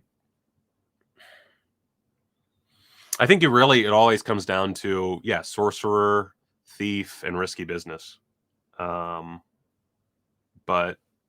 like, you can just, like, throw a fucking dart and you got a classic. So, I don't know. I don't have a favorite, but they're all great. Like, I've never heard a Tangerine Dream soundtrack and been like, oh, man, these fucking guys. All right. So, Don't Let the Angels Fall from Canadian International Pictures. Willing to bet that you can watch this on the National Film Board website if you just use a VPN. Which, by the way, only 745 left. Of course, that's a 1,000 units. It does have a standard, so don't worry. Actually, let's look at the... Wow. So crisp. Yeah, I mean, cool. Let's see here. Haunted by Memories. I've never seen Miracle Mile. Haunted by Memories of a Recent Affair. Securities advisor Robert Harrison feels a growing sense of alienation from his wife Myrna and their sons Michael and Guy. As Michael embraces radical politics and Guy becomes dangerously isolated from his peers, Robert remains largely oblivious, distracted by visions of his recent mistress and other infidelities. As been there, my guy. As confidence in Robert fades, the family spirals out of control, which paves the way for a shocking, perception-shifting discovery. The first Canadian film to compete for the Palme d'Or at the Cannes Film Festival. I almost said Cannes Film Archive. This remarkable feature directorial debut from George Coxender in praise of older women in agency builds on the experiments of Michelangelo Antonioni and Elaine Arenas to deliver an impressively modern, unsentimental look at family dysfunction and midlife malaise. The only original screenplay by celebrated novelist Timothy Findlay, Don't Let the Angels Fall taps into the existential currents of 60s literary icons John Updike and John Cheever to deliver a haunting, evocative, occasionally psychedelic experience. Oh. I didn't even see that. That's cool. Rad. Well, I guess I'm just going to wait until that 4K comes out to watch it, I guess. Let's see here. The first Canadian film to compete for the Palme d'Or at the Cannes Film Festival. Oh, I already read that. Let's see here.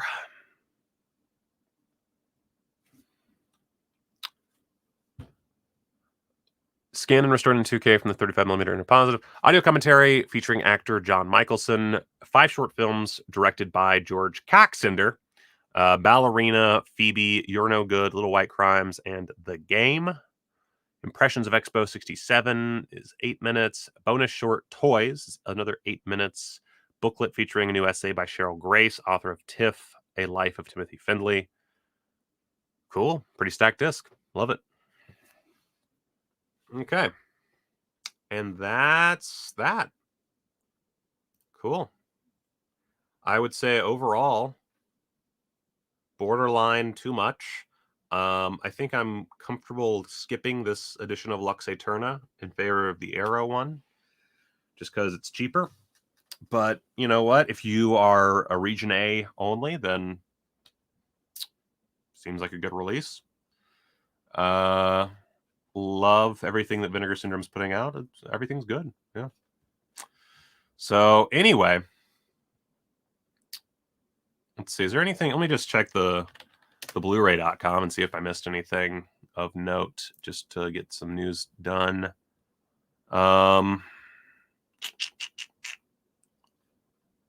Imprint titles.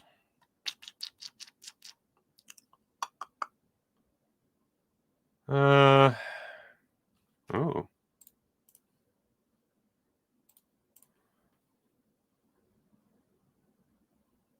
There's a 4K I know you did last summer coming out, but I think I'm going to go with the blues. Which Righting Wrongs am I more interested in? I'd have to see the details on 88 Films version first. Right now I'm feeling... Well, the thing is... Oh, wait, do you mean like which version on the discs? I mean, I'm going to do the Vinegar Syndrome because I'm getting it either way.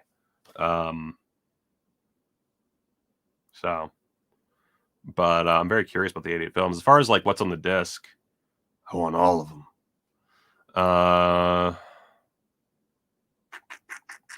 Then I think everything else I talked about or don't care about. Okay. 88 versus... Yeah. So yeah, I mean, I get the Vinegar Syndrome automatically.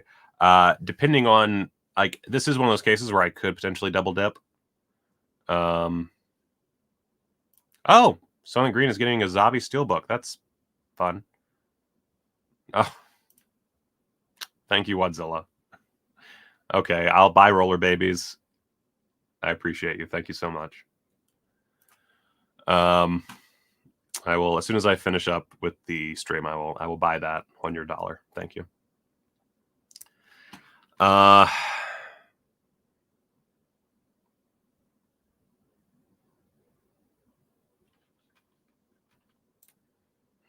I don't like The Boring, but I do like John Michael Vincent Drunk as Hell. And I do like Stories Not Making Sense. Oof. Oof, that's a tough one. All right. So Imprint. Damn, son. Holy shit.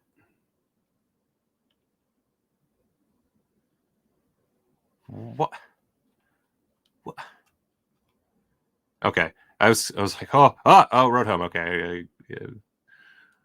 Blue Chips, Lolita.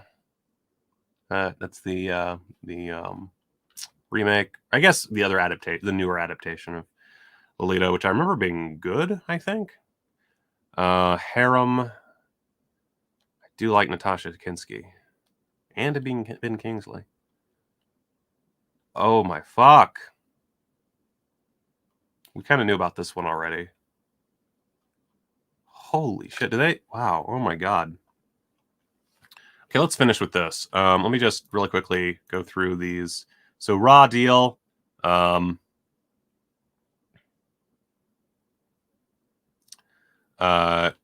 Schwarzenegger film, getting a 4K. I've seen this once. I don't remember dick about it.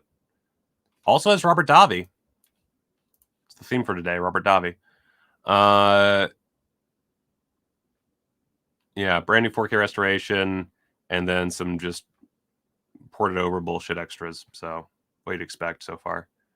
But Studio Canal, which they're good, but I mean, I would have liked a little bit more from it. I like also Raw Deal, a generic gangster movie. Really sell it for me, guys. Come on.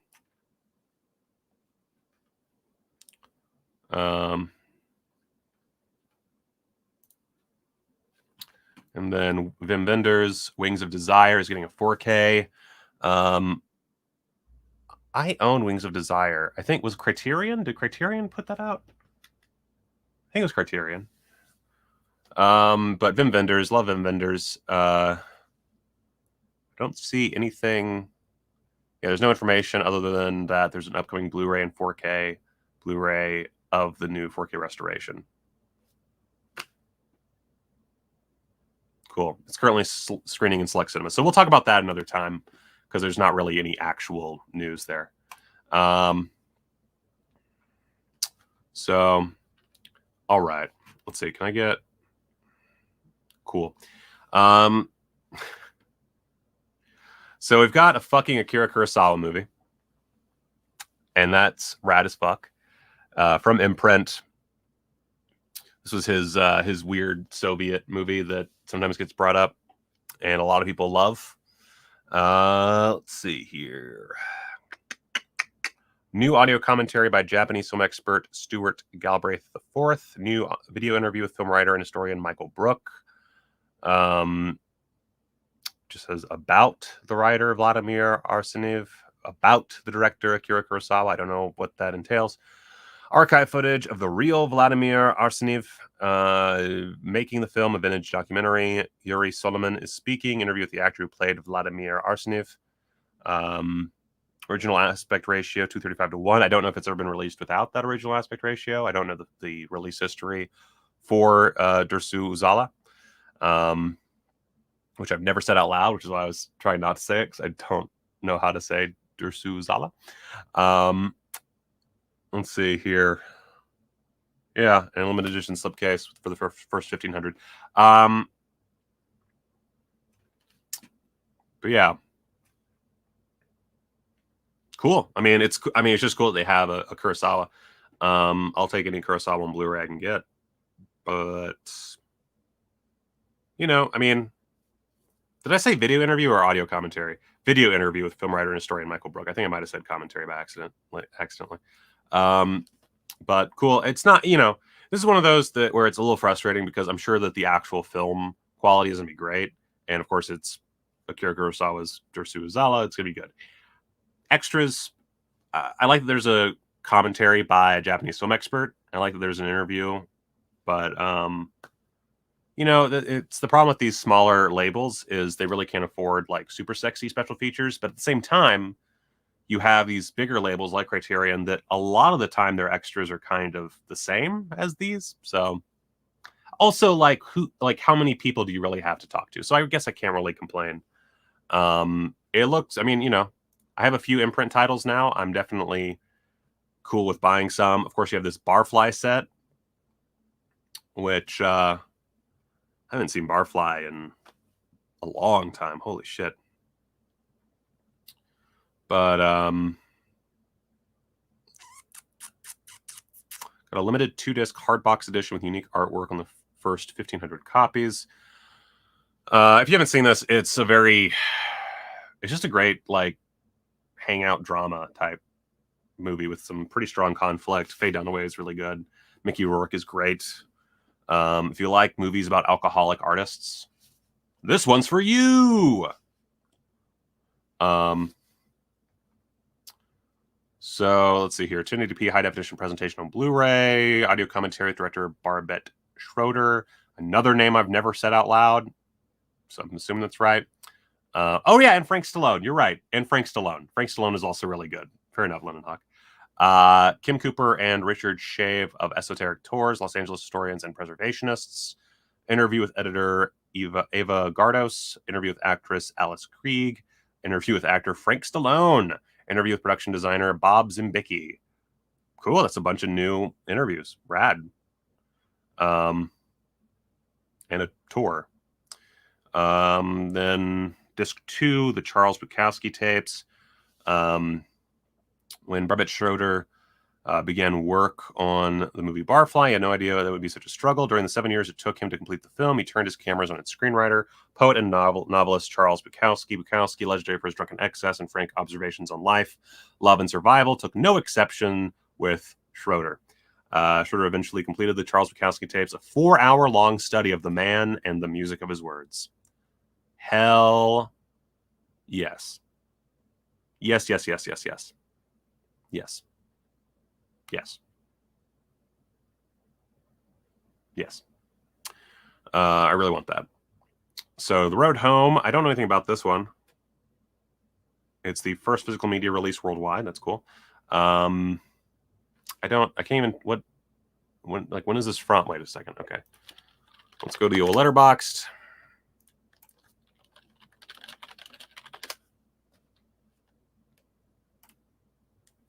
Maybe I just have like a lot of like weird right-wingers on my my subscribers, and that's why my gay stuff never does well. Maybe that's it. Prompted by the death of his father and grief of his mother, a man recalls the story of how they met in flashback. Wow. Liked Angelo. Not a fan. So it looks like it's a movie a lot of people love. Cool. Let's see here. Shinyamo. Oh! Okay. I didn't realize. Okay. Wow. Okay. Wow. All right. Okay. All right. I'm intrigued. Special features are to be really, so we don't know anything about special features. Okay. So yeah, we don't have anything about this. So we'll talk about when we have actual special features. Let's see here. Blue Chips. I've never seen Blue Chips either. But it is directed by William Friedkin, so I need to get on that. So this might very well be a purchase in the future. Far, far future. New audio commentary by film critic Bilge Ebiri. Interview with editor Baum Lambert. Interview with director of photography Tom Priestley. And interview with sports journalist Michael Sokolov. And that's about it. Okay. I mean, I've heard great things about Blue Chips, including what's said here. Considered one of the best sports films ever made. I don't really put a premium on sports movies when I'm like looking for things to watch. I just haven't ever got around to it. But I definitely want. I mean, I love William Friedkin, so I'll check it out. Lolita. We all know what Lolita's about.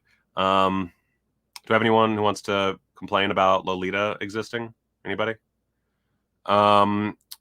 Audio commentary by Alexandra Heller-Nicholas and Josh Nelson. Cool. Audio commentary by director Adrian Lin, which is ported over. Video essay by Kat Ellinger. 8 deleted scenes, casting sessions on the set, featurettes. Rad. Cool. I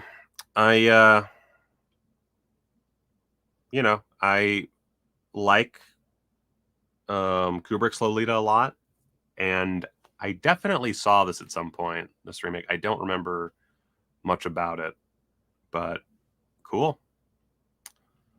Harem. Oh God, sorry. A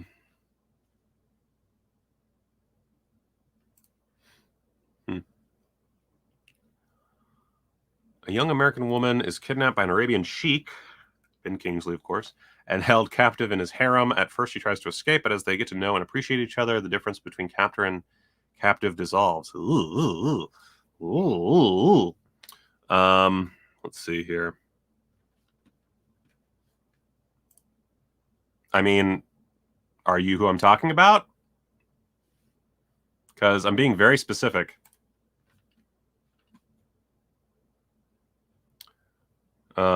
Also, you know what? Actually, you know what? I can insult anyone I fucking well please. Like, you know, like this drives me nuts because I don't bring this shit up ever, but like the slightest little droplet and I get shit. Fuck you. Like the way that I like just hold my fucking tongue all the time and the slightest little drop and people give me shit. Fucking ridiculous.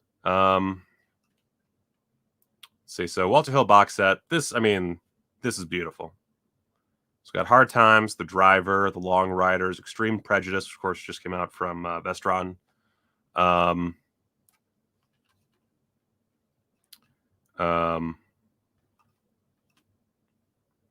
yeah, where's anybody want to shit on me for my Cuties review? Huh?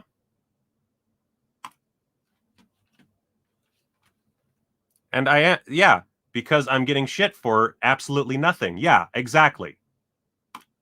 Like it's fucking ridiculous. God damn. You know what? I'll just okay, here's the deal. You can anybody can watch my videos if they want. I don't care. If you can be a fucking neo-Nazi for all I'm not saying you are, but anybody can watch my videos. Anybody can subscribe. Anybody can comment. I don't care. I am fine with everybody watching my videos and enjoying them from all across the spectrum. But I am a person with opinions. And when I get shit for being a fucking atheist, I'm going to lash out when I'm having a bad fucking week.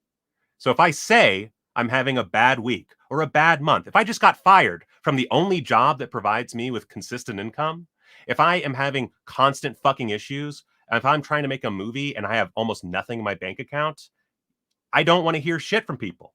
Period. That's it. That's it. That's fucking it. God damn. Exactly. My problem is a certain type of person.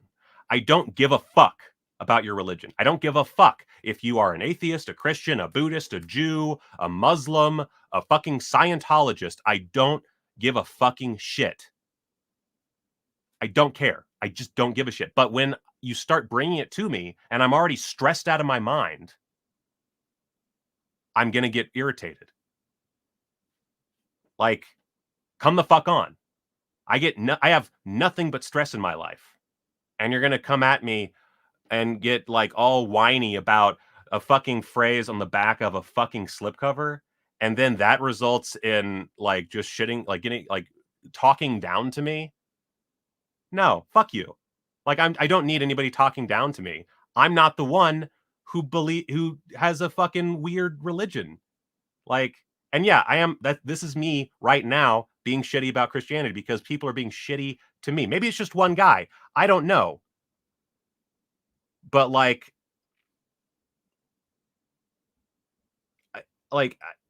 this, and here's the other thing that drives me nuts about just about having a YouTube channel is I'm apparently just not allowed to have opinions on anything outside of movies. Because anytime I fucking bring up an opinion that's outside of movies, someone is shitty with me about it.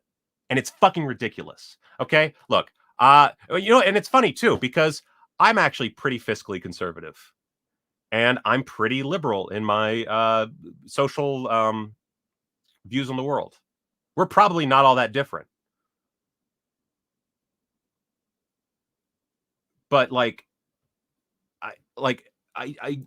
anytime I talk about things, anytime I have it's just like fucking Screen Rant comments. The same bullshit happened there all the time. I would say something I remember I brought up a joke in Love, Death and Robots about there's like a gag where the US Mexican wall falls on a bunch of Trumpers and kills them. And that's a gag. The gag is that like there's zombies coming after them and they can't escape. And they and the wall falls on them.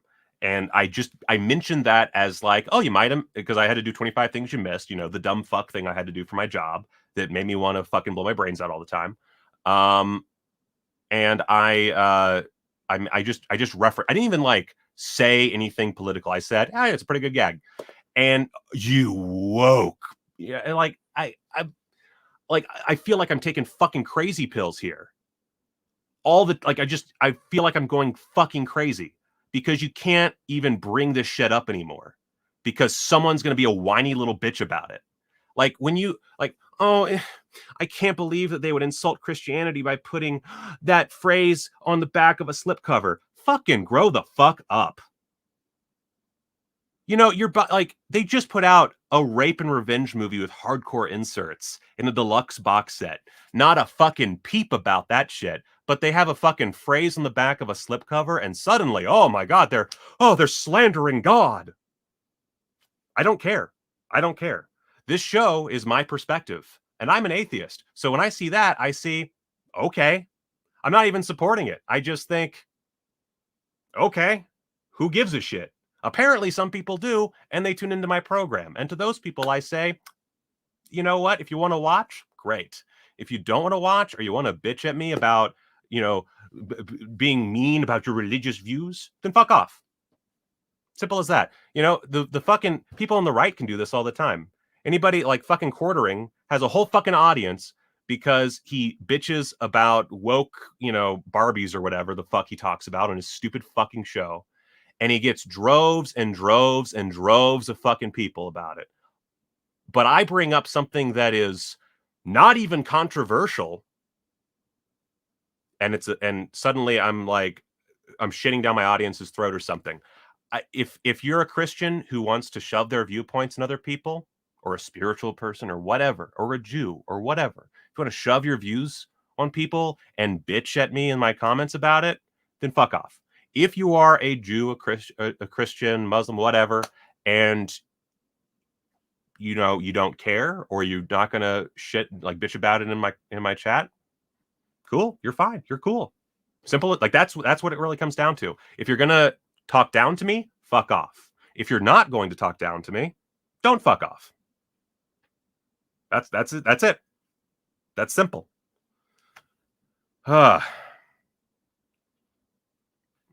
I get enough of it. I hear that sometimes, but here's the deal. I'm a human being, and my opinion, I get to have my opinions, and none of that, I'm very not, the thing that drives me nuts is I don't actually bring them out much. Like, I suppress them all the time, and then one little baby opinion squeaks out, and suddenly it's a fucking problem. But then again, people like the fucking Quartering can build an entire fucking brand on being like professionally outraged dickhats. Like, what the fuck are we doing? And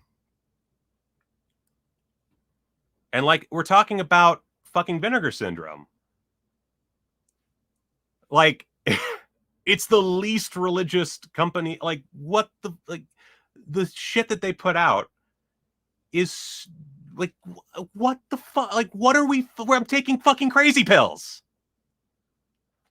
Oh my God.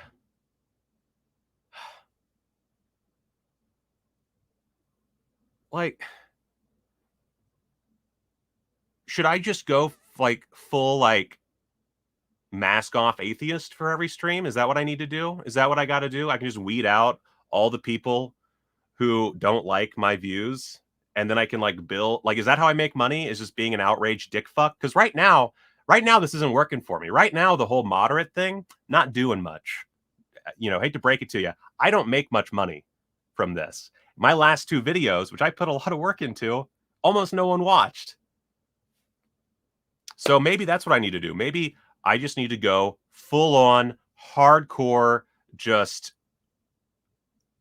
angry atheist, you know, talking about how, I don't know, Kevin Sorbo touched me in my funny place or something. I don't know, like what, like maybe I need to be outraged more so that I can get the fucking views and get people to actually respect me. I don't know, but I'm so like, I dealt with so much of this bullshit at Screen Rant, and now I get fired from that. My paychecks are gone, and I come back to what I like doing, and I get just a couple of dudes shitting down my throat over bullshit. It's like I left that space, and it's like a fucking Insidious. I just took some spirit with me. Like, I don't need it. I don't need it. I just don't need it. I don't need people fucking being dickholes to me about like their fucking religion. I just don't. I don't, because here's the thing. In my point of view, your religion, it's meaningless. It's a fairy tale. I'm totally cool if you having it, but for me, it's a fairy tale. And I don't need that affecting me. Just don't need it. Anyway, I'm losing viewers by like the dozens at this point. Walter Hill. Sorry, I shouldn't have even streamed today. Like, I'm in such a fucking awful mood. I shouldn't have even streamed. This is a mistake. I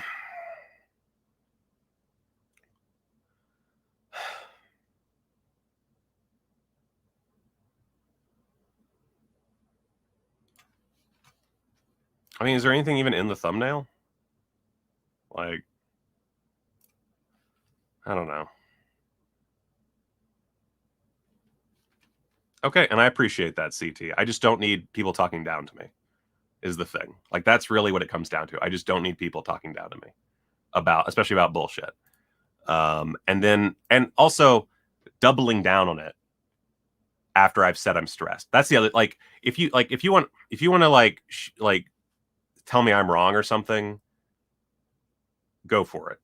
But if I then say I'm having a fucking bad week and I'm dealing with insane amounts of depression and I just got fired, fucking shut up.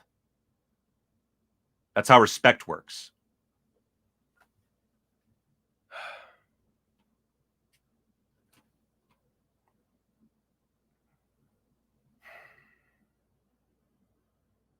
So, Walter Hill.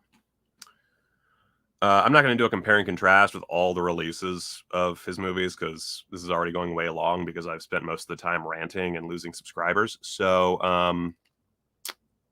this is just a fucking dumpster fire. Hard Times. They don't have any special features listed yet. For The Driver, as far as new special features, we get an audio commentary from Matthew Asprey Gear, who's a cinema author and critic. Then we get new interviews with Bruce Dern, Rudy Ramos, and Bob Lambert. So that's pretty cool. Nothing else there. Long Riders also don't have extras yet. Extreme Prejudice. We got a new audio commentary. Thank you so much, GMZ. I appreciate it. Actually, I wonder. I wonder how many people I've lost. Because I've been losing, like, anytime I post gay shit, I lose subscribers. I feel like now I've probably lost subscribers. That doesn't fucking tell me anything. Actually, it does, because that means I have.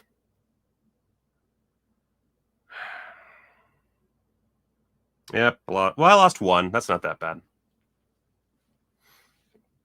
That could be worse.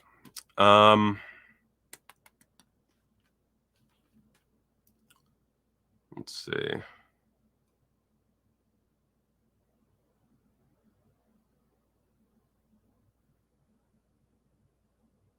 Oh, yeah.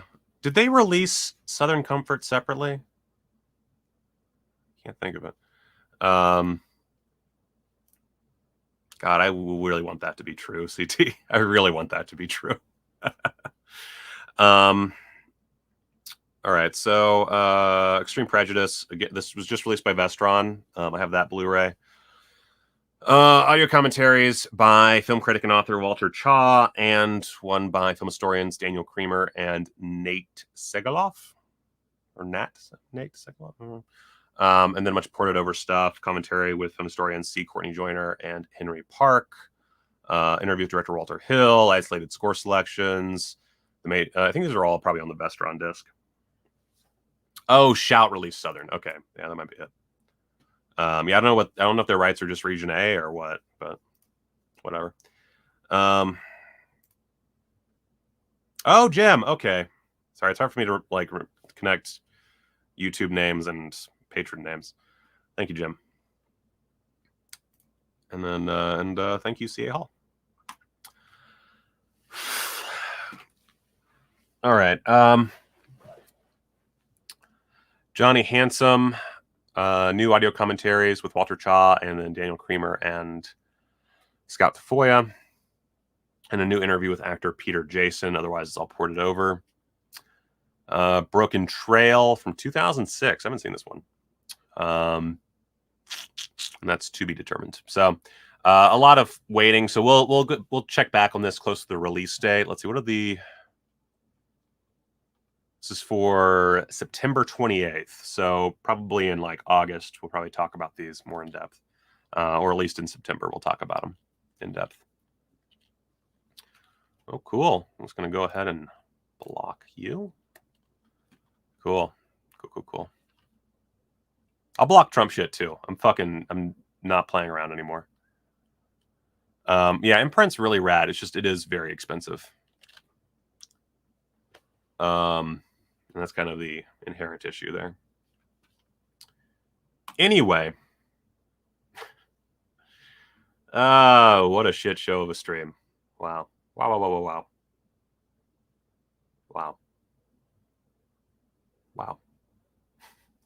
So yeah, I'm sorry. I apologize. I know the comments of this are gonna suck.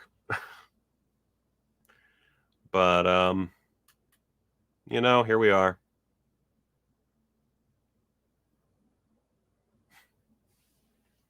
Man, I was really thinking this would help my mood today, and it did not.